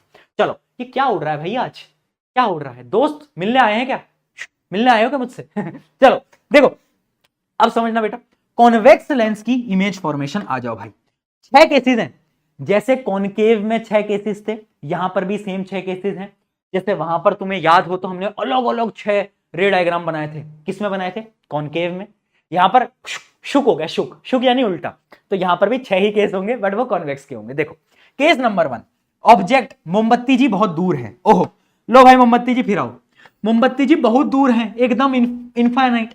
तो जब भी कोई चीज दूर होती है बेटा तो लाइट कैसी आती है, लाइट कैसी आती है बताओ, बोलो भाई, पैरेलल। और जब भी लाइट पैरेलल आती है तो क्या होगा, कहां पर मिलेगी बताओ, वो मिलेंगी आपकी फोकस पे, ठीक है। तो इमेज कहां बनेगी, F2 पे, फोकस, प्रिंसिपल फोकस F2, प्यारा प्यारा नन्ना मुन्ना F2, ठीक है। इमेज कैसी बनेगी बेटा ये, अरे क्या हो गया भैया, इमेज कैसी बनेगी बेटा ये बताओ, इमेज कैसी बनेगी बताओ। अच्छा अब मैंने तुम्हें बताया लेंस और मिरर अपोजिट है। मिरर में क्या होता था, जब भी इमेज लेफ्ट साइड में बनती थी तो क्या होता था, रियल इन्वर्टेड, जब भी राइट में बनती थी वर्चुअल इरेक्ट। यहां पर अपोजिट है, एकदम अपोजिट, कि जब भी इमेज राइट साइड में बनेगी तो इमेज कैसी होगी, रियल प्लस रियल का बड़ा भाई इन्वर्टेड, और जब भी लेफ्ट साइड में बनेगी तो वर्चुअल और वर्चुअल का बड़ा भाई इरेक्ट, ठीक है। इमेज कहां बन रही है, F2 पे, राइट साइड में, तो कैसी होगी, रियल इन्वर्टेड, और इमेज होगी पॉइंट साइज्ड, कैसी होगी, एकदम छोटी, हाईलाइट इमेज, टिन्नी मुन्नी। सारे केस सेम होंगे कॉनकेव मिरर की तरह। जो कॉनकेव मिरर जिसको याद है ना, ये याद करने की जरूरत ही नहीं है, और यही बहुत प्यारी चीज है कि अगर तुम्हें मिरर आ गया तो ये तुम्हें याद नहीं करना। अगला बियॉन्ड 2F1, जैसे वहां पर क्या होता था बियॉन्ड C, यहां पर क्या होगा बियॉन्ड 2F1। आ जाओ मोमबत्ती जी यार, कहां चली जाती हो, बिना बताए जाती हो मुझे, आ जाओ। लो भाई लाइट रे बनाओ, डिंग डिंग डिंग डिंग डिंग डिंग डिंग डिंग डिंग डिंग डिंग डिंग डिंग, और वो कहां टकराएगी, यहां से जाएगी, बहुत बढ़िया। अब पता है इनका रे डायग्राम बहुत सिंपल है, एक लाइट को हमेशा पैरेलल फेंको और फोकस से पास कराओ, दूसरी लाइट रे को हमेशा ऑप्टिकल सेंटर पे फेंक दो, क्योंकि ऑप्टिकल सेंटर से कभी भी कोई चीज मुड़ नहीं पाती, ठीक है। तो दूसरी लाइट रे को ऐसे ऑप्टिकल सेंटर से ऐसे क्या करो, ऐसे फेंक दो। यानी मैंने क्या करा, दूसरी लाइट रे को ऐसे ऑप्टिकल सेंटर से फेंक दिया। तो दोनों लाइट रे कहां पर जाके मिल रही हैं, तो ये मिल रही हैं F2 और 2F2 के बीच में। कहां पर? F2 और 2F2 के बीच में। अगर तुम्हें याद हो मिरर में क्या होता था? बिटवीन, बोलो बोलो बोलो बोलो बोलो बोलो, F and C, F and C, between F and C आपकी मिल रही होती थी। बहुत बढ़िया बेटा, क्या बात है यार, क्या बात है। चलो, है ना? तो वैसी बनेगी इमेज। कैसी बनेगी? वही सेम है, इमेज स्मॉल बनेगी, रियल बनेगी, इन्वर्टेड बनेगी, उल्टी बनेगी। चलो, ये हो गया केस नंबर 2। अब आते हैं फटाफट से केस नंबर 3। केस नंबर 3 क्या है? यहां पर बुला लिया मोमबत्ती जी को। याद करो, सी पे क्या होता था? सी पे क्या होता था? सेम जगह पर इमेज बनती थी और सेम साइज की बनती थी। अब यहां पर देखना बेटा, डिंग डिंग डिंग डिंग डिंग डिंग डिंग डिंग डिंग डिंग, ठीक है? और यहां से एक लाइट रे को डालो, यहां से एक लाइट रे को डालो। ये आपस में जहां पर पॉइंट में जाकर मिलेंगी, तो वो जो पॉइंट होगा वो 2F2 के नीचे होगा। 2F1 पे ऑब्जेक्ट था, इमेज बनी 2F2 पे, सेम साइज बनेगा। कैसा बनेगा? एकदम same, same size, real inverted, सब कुछ सेम है, कुछ नया है ही नहीं, बस रे डायग्राम थोड़े अलग है, रे डायग्राम थोड़े अलग है। चलो जी, अगला देखते हैं। Object between 2F1 and F1, यानी एक ऐसा ऑब्जेक्ट, जब हम ऑब्जेक्ट को कहां पर खड़ा कर दें? मोमबत्ती जी को यहां पर। याद करो, जब C और F के बीच में ऑब्जेक्ट होता था तो इमेज कहां बनती थी? बियॉन्ड C, है ना? सिमिलरली यहां पर हम बनाकर देख लेते हैं भाई, डिंग डिंग डिंग डिंग डिंग डिंग डिंग डिंग डिंग, ठीक है? और इसी प्रकार से हम इसको ऐसे करेंगे, तो जो लाइट्स जो आपस में जाकर मिलेंगी वो कुछ इधर मिलेंगी, यानी बियॉन्ड 2F2, 2F2 के पीछे बन रहा है ना? इमेज कैसी बनेगी? बड़ी बनेगी, लार्ज इमेज बनेगी, है ना? एकदम लार्ज इमेज बनेगी, रियल बनेगी, इन्वर्टेड बनेगी, वही है ना? हाँ, क्या बात है यार, तुम्हें सारे केसेस याद है। वेरी गुड बेटा, एक बार शाबाश। आया ऐसे मेरे को भी दे दो, मैं भी तो मेहनत कर रहा हूं, इतनी देर से खड़ा हूं, 1.5 घंटे से तुम्हारे सामने ऐसी उसमें खड़ा हूं यार, हैं? बताओ यार, थोड़ी शाबाशी मैं भी तो डिजर्व करता हूं बेटा। चलो अगला, वही केस। अब मान लो मोमबत्ती जी को मैंने F1 पे लाकर खड़ा कर दिया है। मिरर में क्या होता था? इंफिनिटी। अब देखते हैं यहां पर क्या होगा। डिंग डिंग डिंग डिंग डिंग डिंग डिंग। देखो भाई, दोनों लाइट रेस जो है वो पैरेलल है। लाइट रेस पैरेलल होंगी तो कहां मिलेंगी? इनफाइनाइट, है ना? क्या पता बेटा, तुम्हारा जो जीवन है उसकी लाइट रेस भी इनफाइनाइट है ना? तुम्हारे जीवन में तुम्हें वो कब मिलेगी? इनफाइनाइट, ठीक है? तो ऐसे ही यहां पर लाइट रेस भी इनफाइनाइट पे मिलेंगी। क्या इमेज बनेगी? Image will not form. नई एनसीईआरटी के हिसाब से बता रहा हूं बेटा, ये बच्चे ना गलत करके आएंगे। एनसीईआरटी अपडेट हो चुकी है और उसमें बोला है कि जब भी फोकस पे रखा जाता है ऑब्जेक्ट तो इनफाइनाइट पे इमेज बनती है। तो इमेज रियल होगी, वर्चुअल होगी, बड़ी होगी, छोटी होगी, उसके बारे में हम बोल ही नहीं सकते, हम उसके बारे में बता ही नहीं सकते, ठीक है? बहुत बढ़िया, इनफाइनाइट पे बनेगा। बहुत सही, समझ आ गया, है ना? चलो, और लास्ट केस और सबसे इंपॉर्टेंट केस, स्टार मार्क कर लो बेटा। लास्ट केस, जब मैंने मोमबत्ती जी को ऑप्टिकल सेंटर, ये क्या है बेटा? ऑप्टिकल सेंटर और F1 के बीच में रखा है। अब देखना यहां क्या होगा, ये बहुत जरूरी है बेटा। देखो, पहले लाइट रे को भेजो डिंग डिंग डिंग करके, और डिंग डिंग डिंग करके ऐसे कर दो। ये क्या है भाई? डिंग डिंग डिंग। चलो, और दूसरी लाइट रे को ऐसे। अब देखो ये क्या है, दोनों लाइट कहीं मिलेंगी? नहीं मिलेंगी, दूर ही जाई जा रही है बेटा। तो कहां पर मिलेंगी? वर्चुअल दुनिया में मिलेंगी ना भैया। हाँ, तो ऐसे वर्चुअल दुनिया में कहीं यहां पर जाकर ये मिल जाएगी, है ना? तो इमेज कहां बनेगी? बोलो, इमेज लेफ्ट साइड में। और जब भी कोई चीज लेफ्ट, यानी इमेज बनेगी वर्चुअल, इरेक्ट प्लस लार्ज, या फिर लिख सकते हो हाईली अनलार्ज, ठीक है? क्या ये छठा केस समझ आया? जल्दी बताओ फटाफट से, क्या छठा केस समझ आया? Very important. यानी कॉनकेव मिरर और कॉन्वेक्स लेंस आर सेम। अगर तुम्हें एक समझ आ गया तो तुम्हें दूसरा भी समझ आना है, ठीक है? और इसके जो रे डायग्राम है बेटा वो तो स्पेशली, अरे क्या हो गया भाई, इसके जो रे डायग्राम है वो तो स्पेशली बहुत ज्यादा इजी है, राइट? चलो, तो ये आपकी पूरी की पूरी समरी है। इस समरी को देखो और बताओ इसमें क्या कोई डाउट है? चलो भाई, बहुत इजी था, समझ आ गया सबको, बहुत इजी है, और डायग्राम्स भी सबको समझ आ गए होंगे। याद रखना, जो लास्ट केस है उसमें इमेज कैसी बनती है? एनलार्ज बनती है, बड़ी इमेज बनती है। और इमेज कैसी होती है? वर्चुअल होती है, वर्चुअल का बड़ा भाई इरेक्ट होती है। चलो, अच्छा, कॉन्वेक्स लेंस के यूजेस क्या है? पहली चीज, ये जो है ये कन्वर्जिंग लेंस है। कन्वर्जिंग लेंस को हम एक तरीके से और बोल सकते हैं कि ये भी बिग लाइट की तरह काम करेगा, यानी ये चीजों को मैग्नीफाई करेगा। क्या करेगा? मैग्नीफाई। तो इसके जो यूजेस होते हैं, सबसे पहला वो होता है मैग्नीफाइंग ग्लास। वो देखते हो तुम, ऐसा देखा है तुमने? अच्छा, मैग्नीफाइंग ग्लास से तो देखते हैं। हाँ, तो जो मैग्नीफाइंग ग्लास है ना, ये मैग्नीफाइंग ग्लास की बेटा जरूरत तब भी पड़ सकती है जब तुम अपने नंबर देखने हो, नंबर इतने कम है कि भैया दिख ही नहीं पा रहे हैं, पर तुम मुझसे पढ़ रहे हो तो नंबर आ जाएंगे, ठीक है? तो मैग्नीफाइंग ग्लास के अंदर जरूरत पड़ती है। अगली चीज, करेक्टिंग हाइपरमेट्रोपिया। ये अगले चैप्टर में आप पढ़ोगे, ह्यूमन आई जब आप पढ़ोगे उसमें पढ़ोगे, अभी इसको भूल जाओ। अगली चीज, used in microscope and telescope. याद रखना, जितने भी माइक्रोस्कोप हैं, टेलीस्कोप है, क्योंकि माइक्रोस्कोप में चीज को बड़ा करना है, तो उसमें भी आपका यही लेंस कॉन्वेक्स लेंस, कौन सा कॉन्वेक्स लेंस, जो कि मैग्नीफाइंग की तरह काम कर रहा है, वही यूज किया जाता है। ठीक है जी, क्या चीज समझ में आ गई? चलो बहुत सही, आगे देखते हैं। अब बात करते हैं कॉनकेव लेंस की। किसकी बेटा? कॉनकेव लेंस की। अब याद करो, कॉन्वेक्स मिरर, उसमें कितने केस थे? 2 केस थे। Concave lens 2 case. कौन से केस? सेम, इंफिनिटी एनी, या फिर या तो इंफिनिटी होगा या तो किसी भी डिस्टेंस पे होगा। अगर मान लो मेरा प्यारी प्यारी मोमबत्ती जी इंफिनिटी पे है, मेरी प्यारी प्यारी मोमबत्ती जी अगर इंफिनिटी पे है, तो लाइट कैसे आएंगी बेटा? लाइट बहुत दूर से आएंगी। और तुम्हें पता है कि ये ना लाइट को ऐसे दूर फेंक देता है। क्या कर देता है? ये लाइट को दूर फेंक देता है। It will appears to meet at focus, यानी अगर मैं इसे ट्रैक करूंगा तो ये कहां पर मिलेगा? ये ऑब्जेक्ट जो है वो फोकस पे बनेगा, है ना? तो जो इमेज बनेगी that will be on focus, बड़ी छोटी बनेगी। कैसी बन रही है? वर्चुअल, वर्चुअल का बड़ा भाई। बोल बोल बोल बोल बोल, बोल। यार इरेक्ट, बहुत बढ़िया, क्या बात है ना? दूसरा केस, मान लो आपका जो ऑब्जेक्ट है वो किसी भी डिस्टेंस पे, फाइनाइट डिस्टेंस पे है। मान लेते हैं हम हमारा ऑब्जेक्ट यहां पर, ठीक है? तो अब देखो, एक लाइट रे को तो ऐसे भेजो तो तुम्हें पता है वो ऐसे दूर चला जाएगा, हाँ या ना? सबको मालूम है, बहुत बढ़िया। अच्छा, दूसरी लाइट रे को वही, ये पोल नहीं है बेटा, ऑप्टिकल सेंटर है, ऑप्टिकल सेंटर से ऐसे सीधी भेज दो। ऑप्टिकल सेंटर से तो कोई मुड़ता ही नहीं है, ऑप्टिकल सेंटर तो गुंडा है।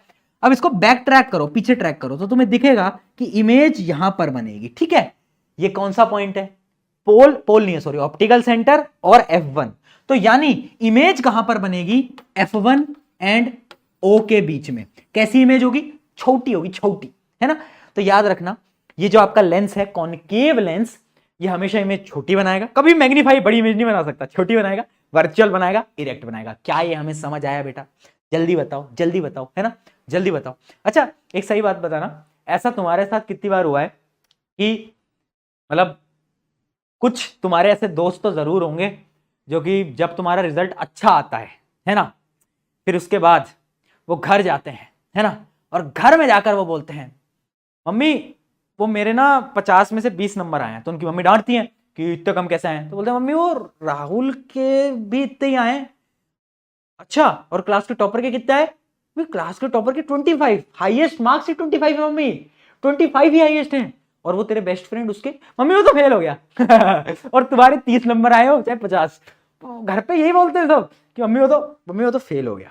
क्यों? उससे बच जाते हैं ना थोड़ा सा। हाँ, तुम्हारा दोस्त तुम्हारे मार्क्स देखकर खुश है, पर घर पे बेचारे को बोलना पड़ रहा है कि मम्मी फेल हुआ है, वो फेल ही हो सकता है, तो थोड़ा ऐसे करना पड़ता है। तुम्हारे साथ भी होता होगा, है ना? चलो बहुत बढ़िया, आगे बढ़ते हैं, आगे बढ़ते हैं। यहां तक की चीज सारी समझ आ गई। चलिए, कॉन्वेक्स लेंस, अच्छा टेबल जो है वही है, टेबल एकदम शॉर्ट में यहां पर समझा रखा है। अब आते हैं uses of concave lens, sorry convex बोल रहा हूं। एक मिनट, ये क्या कर दिया भैया? ये क्या कर दिया? उल्टा लिख दिया क्या? कॉन्केव करो भैया, बताओ भाई। उधर अगर पीछे कॉन्वेक्स था, कॉन्केव था, जो भी था उसको भी सही कर लेना। देखो, कॉन्केव लेंस के क्या क्या यूजेस हैं। कॉन्केव लेंस उल्टा काम करेगा किसके? जो हमने पहले पढ़ा कॉन्वेक्स से। ठीक है, ये क्या करता है? ये दूर करता है चीजों को। क्या करता है? दूर करता है। तो इसका एक काम तो होता है, ये मायोपिया को करेक्ट करने के काम आता है। ये अगले चैप्टर में पढ़ेंगे। ठीक है, यहां पर देखो, ऑप्टिकल इंस्ट्रूमेंट्स, जितने भी आपके ऑप्टिकल इंस्ट्रूमेंट्स होते हैं, बहुत सारे, स्पेशली जो मैंने आपको बताया था ना शुरू में, वो जो एक होल होता है जिससे तुम देखते हो कि बाहर कौन खड़ा है डोर के, उस होल के अंदर यही लेंस लगता है। कौन सा लेंस? Concave lens. चलो, उसके अलावा लेजर फ्लैश लाइट्स, है ना, बहुत सारी जितनी आपकी लेजर्स होती हैं जिनको दूर जाना होता है ना, दूर ऐसे फैलना होता है, तो उसके लिए, क्योंकि देखो इसका काम क्या है, लेंस क्या करेगा? ये लेंस जो है चीजों को ऐसे फैला देगा, है ना। तो मान लो तुम्हें एक लाइट को ऐसे फैलाना है, तो वहां पर आपका यही वाला लेंस यूज होने वाला है। ठीक है, जहां पर आपको लाइट को डाइवर्ज करना हो, जैसे कि laser flash lights and beam expanders. ठीक है, laser flash lights and beam expander. ये आपकी टॉर्च लाइट, देखो टॉर्च लाइट का क्या होता है? ऐसे फैलना होता है, तो वहां पर कौन सा लेंस यूज होता है? कॉनकेव। बहुत अच्छा, कंफ्यूज बेटा, मुझे पता है sometimes it is confusing, concave convex, concave convex, पर बेटा जब तुम उसका नंबर याद कर सकते हो, इतना तो कर सकते हो। ठीक है, आ जाओ देखते हैं। ये क्वेश्चन बड़ा प्यारा है, स्टार मार्क करना। देखते हैं, एक स्टडी की गई है जिसमें कि 3 अलग अलग प्रकार के कॉन्वेक्स लेंस है, ABC। ये वही क्वेश्चन है जो कि हमने मिरर में करा था। ये अलग अलग प्रकार के कॉन्वेक्स लेंस है, उनकी फोकल लेंथ 15, 20 और 12। ठीक है, और ये ऑब्जेक्ट का डिस्टेंस है, ऑब्जेक्ट को कहां पर रखा गया। क्वेश्चन में पूछ रहा है, in which one of the above case will the lens form the virtual image. Virtual image कब बनाता है लेंस? याद करो, वर्चुअल इमेज कौन सा लेंस है? Convex lens. Convex lens virtual image एक ही केस में बनाता है, जब ऑब्जेक्ट को हम ऑप्टिकल सेंटर और f1 के बीच में रख दें। ठीक है। अच्छा, फोकल लेंथ कितनी है? फोकल लेंथ देखो, इसकी 12 है, इसकी 20 है, इसकी 15 है। अगर तुम ध्यान से देखोगे पहले केस को, इसकी फोकल लेंथ 15 है, यानी यहां से लेकर यहां तक का डिस्टेंस 15 है, पर ऑब्जेक्ट को सिर्फ 10 सेंटीमीटर पे रखा है ना। अगर यहां से लेकर यहां तक का डिस्टेंस 15 है और ऑब्जेक्ट को सिर्फ 10 सेंटीमीटर पे रखा है, तो इमेज कैसी बनेगी? वर्चुअल और इरेक्ट। चलिए, पहले का आंसर मिल गया। List 2 properties of the image formed in case 2। Case 2 क्या है? केस 2 देखते हैं। फोकल लेंथ है 25 और ऑब्जेक्ट को हमने 20 और ऑब्जेक्ट को हमने 25 सेंटीमीटर पे रखा है। यानी अगर इसको थोड़ा सा तुम इमेजिन कर पाओ बेटा, जैसे कि ये देखो, ये है f1 है ना, जो कि कितना है? 20 सेंटीमीटर, और हमने ऑब्जेक्ट को यहां पर रखा हुआ है, यानी बिटवीन f1 एंड 2f1, इसके बीच में। तो इमेज कैसी बनती थी? रियल और इन्वर्टेड तो बनती थी, बट कहां बनती थी? सोचो कहां बनती थी? दिमाग लगाओ एक बार फटाफट से। नहीं आ रहा है याद? बेटा ऐसे कैसे चलेगा यार, इतने सारे रे डायग्राम बना दिए। इसकी भी ट्रिक चाहिए, इसकी ट्रिक भी बता दूंगा, टेंशन मतलब, इसकी ट्रिक भी बता दूंगा। इमेज जो बनती थी वो बनती थी बियॉन्ड 2f2, 2f2 के पीछे बनती थी, बड़ी इमेज बनती थी, रियल बनती थी, और बोलो इन्वर्टेड। चलो अगला क्या है? What is the nature and the size of image formed by the lens A. Lens A ने कैसी इमेज बनाई? वर्चुअल बनाई, इरेक्ट बनाई और बड़ी बनाई, लार्ज बनाई, क्योंकि ये केस तो तुम्हें पता ही है, स्पेशल केस। चलो, बहुत सारे बच्चे ट्रिक मांग रहे हैं, तो आ जाओ भाई, लेंस की भी ट्रिक दे देते हैं। आ जाओ भाई, 6 केसेस की क्या ट्रिक है भैया? तो अपने पास है पीके ट्रिक, आ जाओ भाई फटाफट से। लो भाई, कुछ नहीं करना, नंबरिंग। भाई आपको काउंटिंग तो आती है ना दोस्तों? अगर आपको काउंटिंग आती है तो आपको कुछ करना ही नहीं है, काउंटिंग करना है। आ जाओ भाई, काउंटिंग करते हैं, है ना। 1 2 3 ऐसे करेंगे बस। 1 होगा इनफाइनाइट, 1 2 3 4 5 6। अब वही काउंटिंग यहां से शुरू कर दो, क्या दिक्कत है बेटा? यहां से शुरू कर दो वही काउंटिंग। क्या करना है देखना बेटा, देखते चलना। 1 2 3 4 5 होगा इनफाइनाइट पे, ठीक है। 5 और 6 केस हमेशा स्पेशल होता है। 6 में तो इमेज ही वर्चुअल पे बनती थी, है ना। तो अब इससे मैंने तुम्हें क्या बताना चाहा, अगर ऑब्जेक्ट 1 पे है यानी इनफाइनाइट पे है, तो इमेज कहां बनेगी? 1 पे यानी f2 पे। बहुत बढ़िया। अगर बियॉन्ड 2f1 है तो इमेज कहां बनेगी? देखो, ये देखो कहां बन रही है? इस 2 पे, यानी बिटवीन f2 और 2f2। वही है सेम चीज। अगर 3 पर है तो इमेज कहां बनेगी? 3 पर बनेगी, है ना। अगर 4 पर है तो इमेज बनेगी 4 पे। अगर 5 पे है तो इमेज बनेगी 5 यानी इनफाइनाइट पे। अइला जादू भैया, ये क्या हो गया? जादू नहीं है बेटा, ये तो ट्रिक्स है ना। ये तो सिंपल सी ट्रिक्स हैं। आई होप आपको ये सारी चीज समझ आ गई होगी। चलो फटाफट से आगे बढ़ते हैं। अच्छा, एक बात मुझे बताओ कि साइन कन्वेंशन मिरर में तुम्हें समझ आया था, वो सेम साइन कन्वेंशन तुम्हें लेंस में लगाना है। क्या था साइन कन्वेंशन? कोई भी चीज अगर लेफ्ट तो नेगेटिव, कोई भी चीज अगर राइट तो पॉजिटिव। ऊपर पॉजिटिव, नीचे नेगेटिव, वही सेम है, कुछ भी अलग नहीं है। मैं बदलूंगा ही नहीं साइन कन्वेंशन, मैं सेम रखूंगा और उसी से तेरे सारे न्यूमेरिकल सॉल्व करवा दूंगा, ठीक है। बस यहां पर फॉर्मूला बदलता है। अच्छा, मिरर फॉर्मूला क्या होता था? 1/v + 1/u = 1/f। अब यहां पर बस एक नेगेटिव का साइन आ जाता है, ये साइन याद रखना। ये जो तुम्हें माइनस का साइन दिख रहा है ना, ये बहुत इंपॉर्टेंट है। 1/v - 1/u 1/f। v क्या है? इमेज का डिस्टेंस, ऑब्जेक्ट का डिस्टेंस, फोकल लेंथ, ठीक है। अच्छा, अब मुझे तुम खुद सोच के बताओ, ये वाला जो लेंस है कौन सा है? कॉन्वेक्स। इसकी फोकल लेंथ पॉजिटिव होगी या नेगेटिव? इसकी फोकल लेंथ कहां होती है बेटा? भैया दोनों तरफ होती है। अरे नहीं, इमेज कहां ये बनाता है? ये इमेज बनाता है इस डायरेक्शन में, राइट। हाँ, यानी राइट साइड में। फोकल लेंथ कैसी होगी? पॉजिटिव। अच्छा, इसके साथ क्या था? जल्दी बताते चलो बेटा, इसके साथ क्या है? ड्राइंग मेरी बहुत खतरनाक है बेटा। इसकी कहां बनती थी फोकल लेंथ? इस डायरेक्शन में। तो इसकी जो फोकल लेंथ होगी वो नेगेटिव होगी। भैया ये कैसे याद करेंगे? देख, चाहे मिरर हो चाहे लेंस हो, concave mirror and lens both will have always negative focal length. Concave lens और concave mirror and convex mirror and convex lens will always have positive focal length. ऐसे याद कर लो, चाहे मिरर और लेंस हो, फोकल लेंथ सेम ही रहेगी, ठीक है। बहुत सही। चलिए, तो ये फॉर्मूला समझ आ गया। अच्छा, यहां पर भी एक चीज होती है मैग्निफिकेशन। मैग्निफिकेशन वही है, height of image divide by height of object, पर इसका फॉर्मूला बदल जाता है। इसका फॉर्मूला हो जाता है v/u यानी वो जो नेगेटिव का साइन था वो कट जाता है, वो हट जाता है। ठीक है, नेगेटिव साइन हटा दिया, बस इतना है। सही है, बहुत बढ़िया। अच्छा, अब ये जो मैग्निफिकेशन है वो क्या बताएगा यहां पर, वही सेम चीज जैसे मिरर में था ना, मैग्निफिकेशन अगर नेगेटिव आया तो रियल प्लस इन्वर्टेड, अगर पॉजिटिव आया तो वर्चुअल प्लस इरेक्ट। सेम है बेटा, कुछ नहीं बदल रहा, वो कहानी पूरी सेम है। चलो अब आता है एक इंपॉर्टेंट टॉपिक, इंपॉर्टेंट टॉपिक है पावर ऑफ द लेंस। इससे 101% एक सवाल इजी सा आता है, पावर क्या है, मेरी पावर क्या है, मेरे में कितनी ताकत है। सिमिलरली लेंस की पावर कहलाती है एबिलिटी टू कन्वर्ज और डाइवर्ज लाइट। ये लेंस क्या करेगा, कन्वर्ज करेगा, ये लेंस क्या करेगा, डाइवर्ज करेगा। तो क्या होता है, एबिलिटी टू कन्वर्ज और diverge the light is called power of the lens. ठीक है, पावर क्या है, एबिलिटी टू कन्वर्ज या डाइवर्ज, या तो हम उसको कन्वर्ज कर देंगे तो डाइवर्ज कर देंगे, उसी को अपन बोलेंगे पावर लेंस की। ठीक है, क्या बोलेंगे, पावर। अच्छा, पावर का एसआई यूनिट क्या होता है, एसआई यूनिट होता है पावर का डायोप्टियर।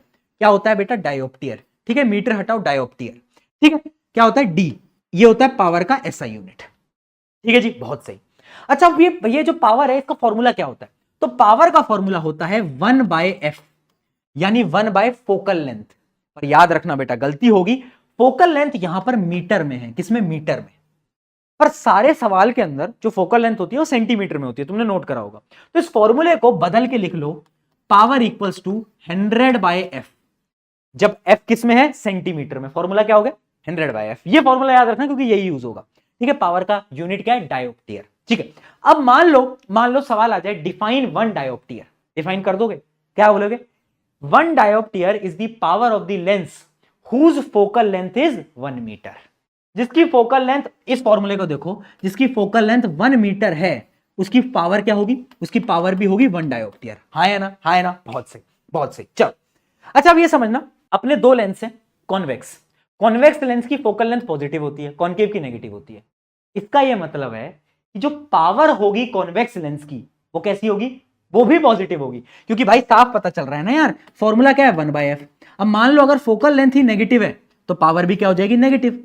अगर फोकल लेंथ पॉजिटिव तो पावर भी पॉजिटिव। तो याद रखना, कॉन्वेक्स लेंस की फोकल लेंथ पॉजिटिव, कॉन्केव की नेगेटिव। बहुत बढ़िया, ये भी समझ में आ गया है ना। अब एक सवाल करते हैं, उससे आपको और क्लैरिटी मिलेगी। Focal length of the lens is 25 centimetre. बताओ भाई क्या होगा, पावर क्या होगी, पावर होता है, देखो सेंटीमीटर है। हाँ पकड़े गए, फॉर्मूला सही पुट करना था। क्या आएगा, 4 डायोप्टियर। 4 डायोप्टियर। अब क्वेश्चन में कभी कभार ये पूछ लेता है कि एक लेंस है, उल्टा क्वेश्चन, जिसकी पावर है +4 डायोप्टियर।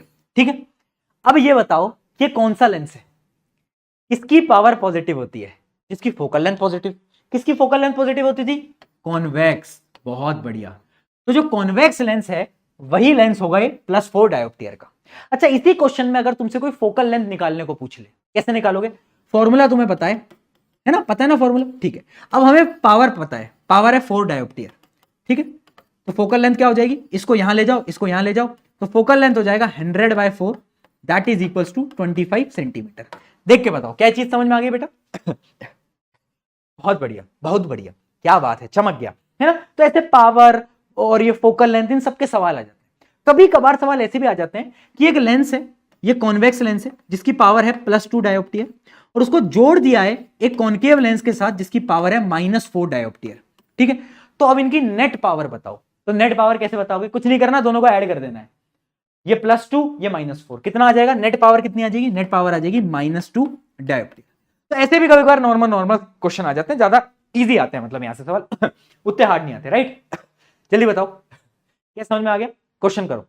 The focal length of the 4 convex lens PQRS are 20, 15, 5 and 10 centimetre. Which lens will have greatest power. अगर तुमने फॉर्मूले पे ध्यान दिया हो तो फॉर्मूला ये है, जिसकी फोकल लेंथ कम उसकी पावर ज्यादा। यस और नो, यार क्या कर रहा है भाई, हाँ यस। तो किसकी फोकल लेंथ सबसे कम है, दिख रहा है R R R R R R R R है ना। तो आर जो होगा उसकी पावर सबसे ज्यादा होगी। अच्छा, पावर सबसे कम किसकी होगी वो तुम कमेंट सेक्शन में बताना। चलो आगे बढ़ते हैं। Focal length of the convex lens is 10 centimetre if the object is placed 15 centimetre away, find the position and nature. अब ये आ गए हैं न्यूमेरिकल, फटाफट से इसको सॉल्व करो। ट्राई करो सॉल्व करने की, मैं भी करवाता हूं। कौन कौन इसको सॉल्व कर पाया? वैसे क्वेश्चन उतना कोई टफ नहीं था, बेसिक क्वेश्चन था। देखो सबसे पहले गिवन लिख लेते हैं। कॉन्वेक्स लेंस की फोकल लेंथ है 10 सेंटीमीटर। कॉन्वेक्स लेंस की फोकल लेंथ प्लस होती है, पॉजिटिव होती है, बताया था ना? हाँ सही है, मिरर हो चाहे लेंस हो पॉजिटिव ही होती है। ठीक है, ऑब्जेक्ट जो है वो यू है, ऑब्जेक्ट का जो डिस्टेंस होता है वो हमेशा नेगेटिव होता है, ये भी बता दिया, क्योंकि वो हमेशा लेफ्ट साइड में रखा जाता है। ठीक है, इमेज बतानी है यानी हमें वी बताना है, और उसका नेचर कैसे निकालते हैं? मैग्निफिकेशन से। ठीक है, अब देखो फॉर्मूला क्या बोलता है, ये होता है बेटा फॉर्मूला, ये क्या होता है? Lens formula. बहुत बढ़िया। अब इसमें बस आपको क्या निकालना है? वी निकालना है ना। यू की वैल्यू क्या है? -1/50। एफ क्या आ जाएगा? 1/f क्या आ जाएगा? 1/10। ठीक है, ये नेगेटिव नेगेटिव ये पॉजिटिव हो जाएगा, ये पूरा पॉजिटिव हो जाएगा, इसको यहां पर ट्रांसफर करेंगे तो नेगेटिव हो जाएगा। देखो कैलकुलेशन जो है ना बेटा, उसका सारा गेम होता है। ठीक है, ये सबका आया क्या? जल्दी बताओ। बहुत सही। अब बताओ एलसीएम क्या आ रहा है? एलसीएम आ रहा होगा 30, एलसीएम ले लिया 30, है ना। इस पे आ गया 3 - 2, तो ये आ गया आपका 1/30। 1/v की वैल्यू आ गई 1/30, तो v की वैल्यू आ जाएगी आपकी 30 सेंटीमीटर।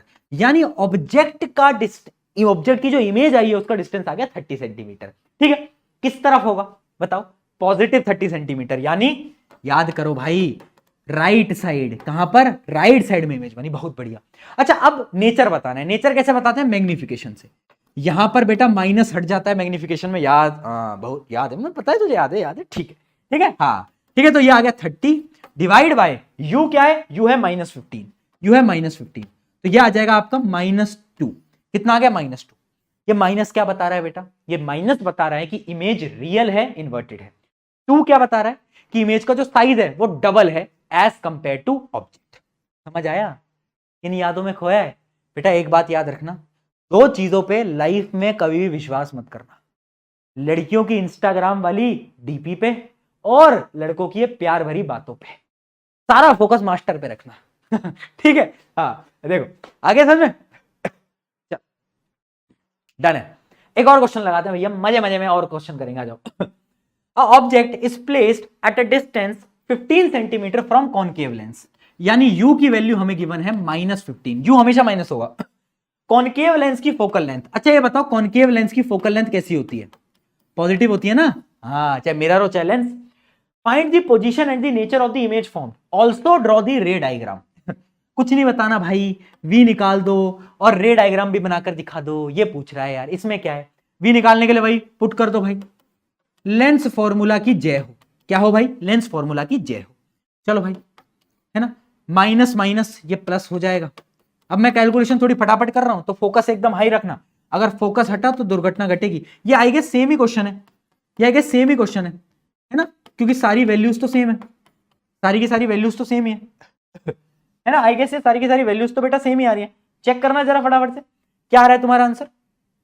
क्या आ रहा है आंसर? जल्दी बताओ। 1/v - 1/u, ये है आपका कौन? एक मिनट, हमने एक चीज गलत कर ली है। सॉरी, ये तो कॉनकेव लेंस है। कॉनकेव लेंस की फोकल लेंथ तो भैया नेगेटिव होती है यार। क्या कर रहे हो यार? क्या कर रहे हो भाई? है ना, क्या कर रहे हो बताओ भाई? नेगेटिव होती है यार, ये तो भैया गलत बात है। चलो कोई बात नहीं, हमने देखा नहीं भैया, भारी मिस्टेक हो गई, माफी करना। इसको माइनस कर दो, है ना, यहां पर माइनस लगा लो, इधर भी माइनस लगा लो। ठीक है जी, अब ठीक है, अब ठीक, खुश हो? चलो अब एलसीएम ले लो। ठीक है जी, 30 ये आ गया कितना? -3 और -2, तो ये आ जाएगा -5/30 और ये आ जाएगा -1/6। तो यानी 1/v की वैल्यू आई -1/6। इसका ये मतलब है कि जो v की वैल्यू आएगी वो आएगा -6 सेंटीमीटर। क्या आया बेटा? -6 सेंटीमीटर। क्या सबका ये आया? जल्दी बताओ, क्या सबका ये आया? बहुत बढ़िया, बहुत बढ़िया, ये आ गया सबका। अब हमें नेचर बताना है। नेचर कैसे निकालते हैं? मैग्निफिकेशन बेटा, और क्या? v/u। v की वैल्यू क्या है? v की वैल्यू है -6 और u की वैल्यू है -15, है ना। तो ये माइनस से माइनस कट जाएगा, ये क्या आ जाएगा बेटा? 2/5, 2/5, ये आ गया magnification. Magnification positive, image virtual erect. बहुत बढ़िया, बहुत बढ़िया। अच्छा एक सवाल और था इसमें कि ऑल्सो ड्रॉ दी रे डायग्राम। रे डायग्राम बना के दिखा दो। है ना, रे डायग्राम तुम बना के दिखा सकते हो, रे डायग्राम तुम खुद बना के दिखा सकते हो। ये है आपका कॉनकेव लेंस, ठीक है बेटा, और आपको पता है कि इसकी जो फोकल लेंथ है f1 जो है वो कितनी है? 10 सेंटीमीटर, और ऑब्जेक्ट को हमने 15 सेंटीमीटर पर रखा है, यानी ऑब्जेक्ट को हमने कहीं यहां पर रखा है। ठीक है, तो इसका रे डायग्राम तुम खुद बनाकर ऐसे दिखा सकते हो। है ना, फोकस से पास करेगी, और दूसरी लाइट रे ऑप्टिकल सेंटर से, तो इमेज जो होगी कहीं यहां पर बनेगी, है ना, इमेज कहीं यहां पर बनेगी। चलो बहुत बढ़िया, डन। तो ऐसे बहुत सारे सवाल आते हैं, है ना, बहुत सही। चलो ये आज का आखिरी सवाल, इसके बाद आपको एक होमवर्क क्वेश्चन दूंगा जो आप कमेंट में बताओगे, देन हमारा चैप्टर समाप्त। ओहो यस, क्या फीलिंग आ रही है यार, इतना बड़ा चैप्टर कर लिया। आ जाओ। An object is placed at a distance 30 centimetre from the convex lens. एक हमारा प्यारा प्यारा नन्ना मुन्ना सा कॉन्वेक्स लेंस है, उससे ऑब्जेक्ट को हमने 30 सेंटीमीटर, यानी यू की वैल्यू है -30 सेंटीमीटर, ठीक है जी। और क्या बोला कि the image is formed on a screen place 20 centimetre. Image बोला है, इमेज यानी हमें वी गिवन है, वी क्या बोला है कि जो इमेज बनी है वो 20 सेंटीमीटर पे बनी है ऑन दी अदर साइड, यानी ऑब्जेक्ट यहां था और इमेज यहां बनी है। पॉजिटिव लेंगे या नेगेटिव, गलत मत करना, राइट साइड में पॉजिटिव, बहुत बढ़िया। तो ये आएगा प्लस का 20 सेंटीमीटर, ठीक है। क्या पूछ रहा है, कैलकुलेट दी फोकल लेंथ, बस कुछ नहीं करना, फोकल लेंथ निकालनी है। बताओ यार भैया, है इतना इजी सवाल, बताओ भाई v की वैल्यू क्या है 1/20 माइनस, और ये देखो यहां पर एक और माइनस है बेटा, एक और देखो, कैलकुलेशन का गेम है, मैं फिर बोल रहा हूं, सारा game calculation, minus minus plus, तो 1/20 प्लस 1/30, एलसीएम ले लो, एलसीएम आ जाएगा 60 का। एलसीएम देखो मेरी प्रैक्टिस है इसलिए मैं कैलकुलेशन तेज कर रहा हूं, तुम्हारी प्रैक्टिस हो जाएगी समय के साथ, ठीक है। तो ये आ गया 5/60, फाइनली इसको डिवाइड करोगे तो ये आ जाएगा 1/12, है ना। तो 1/f की वैल्यू आ गई 1/12, तो f की वैल्यू क्या आई, f की वैल्यू आ गई 12 सेंटीमीटर। और देखो पॉजिटिव है, पॉजिटिव का क्या मतलब है, कॉन्वेक्स लेंस है ना, कॉन्वेक्स लेंस की फोकल लेंथ तो पॉजिटिव आती है, क्या बात, क्या, चलो आ गया। Also state whether the image is real और वर्चुअल। इमेज रियल है भैया, हमें साफ पता है ना, यहां वो तो यहीं लिख दिया था कि screen place 20 centimetre away on the other side, दूसरी तरफ इमेज बनी है, दूसरी तरफ इमेज बनी यानी रियल इमेज है, ठीक है। अगर सेम साइड इमेज बनती तो वर्चुअल इमेज। ये था आपका ये पूरा का पूरा प्यारा सा चैप्टर, ये रहा आपका। कमेंट करो अभी फटाफट से, मुझे क्वेश्चन सबका सॉल्व चाहिए, इतनी मेहनत से तुम्हें, इतनी मेहनत से बेटा मैंने सारी चीजें बताई हैं। यहां पर ये चैप्टर खत्म होता है। सुनो मेरी बात, अब तुमसे 2 मिनट बात करने, देखो कभी कभार मुझे पता है तुम्हें लगता है कि ये लाइफ बहुत टफ है, ठीक है। मैं एक छोटी सी स्टोरी शेयर कर रहा हूं कि पता है तुम्हें, जब मैं कॉलेज में था ना, तो मुझे अपनी लाइफ बहुत टफ लगती थी। एक बार मैं जा रहा था कॉलेज में, तो वो जो गार्ड वाले भैया थे ना, वो मुझसे पूछ रहे कि यार इतना परेशान क्यों है। तो मैं अंदर से भरा बैठा था, मैंने उनको सुनाया, मैंने कहा अरे भैया आपको क्या पता मेरी जिंदगी कितनी टफ है, मैं ये कर रहा हूँ वो कर रहा हूँ, कुछ समझ ही नहीं आ रहा, कॉलेज मेंटेन नहीं हो रहा है, ये है वो है, अटेंडेंस कहां से लेकर आऊं इतनी सारी, मैंने सब कुछ सुना दिया। वो ना मुस्कुराने लगे, वो हंसने लगे, और वो मुस्कुराते हुए बोले कि प्रशांत तुझे ना पता ही नहीं है कि टफ लाइफ क्या होती है, मुश्किल जिंदगी क्या होती है। जब आपको एक गार्ड की नौकरी करनी पड़े जिसमें आपको 10,000 रुपए महीना मिले, और उस 10,000 रुपए के अंदर आपको अपने 2 बच्चों की स्कूल की फीस भरनी पड़ जाए, और रात को आपको ऑटो चलाना पड़े ताकि आप अपने घर में खाना लेके आ पाओ, वो है एक टफ लाइफ। और मैं उस दिन सुना ना ये चीज, और मैं सुनते से ही मुझे समझ आया कि यार हमारी लाइफ कहां टफ है, हमसे बहुत ऐसे लोग हैं जिनकी लाइफ हमसे 100 गुना टफ है ना। और उस दिन से मैंने सोच लिया था कि यार अब चाहे कितनी परेशानी हो जाए मैं हार नहीं मानूंगा। और आज ये चीज मैं तुम्हें इसलिए बता रहा हूं, लाइफ विल बी टफ, हार नहीं माननी, डटे रहना है, खड़े रहना है ना। ये जुनून, ये जज्बात अंदर होना चाहिए, तभी तुम एक्चुअली में हीरो बन पाओगे। तो ये क्या फोटो लगा दी। तो लाइट क्या बोल रहा है, चैप्टर एंड करते हैं, reflect positivity, refract negativity and always focus on your goal. Goal पे हमेशा फोकस करेंगे। ऑन दिस नोट, शुक्रिया एवरीवन, मैं हूं आप सभी का अपना प्रशांत भैया। अगर ये वीडियो अच्छी लगी है, मतलब ये पूरा का पूरा लेक्चर अच्छा लगा है, तो इंस्टाग्राम पे एक स्टोरी लगाकर जरूर बताना, इंस्टाग्राम डिस्क्रिप्शन में, कि मजा आया नहीं आया, समझ आया नहीं है। चलो टेक केयर, नेक्स्ट लेक्चर कौन सा चाहिए कमेंट में जरूर बताना। बाय बाय, जाओ बाय।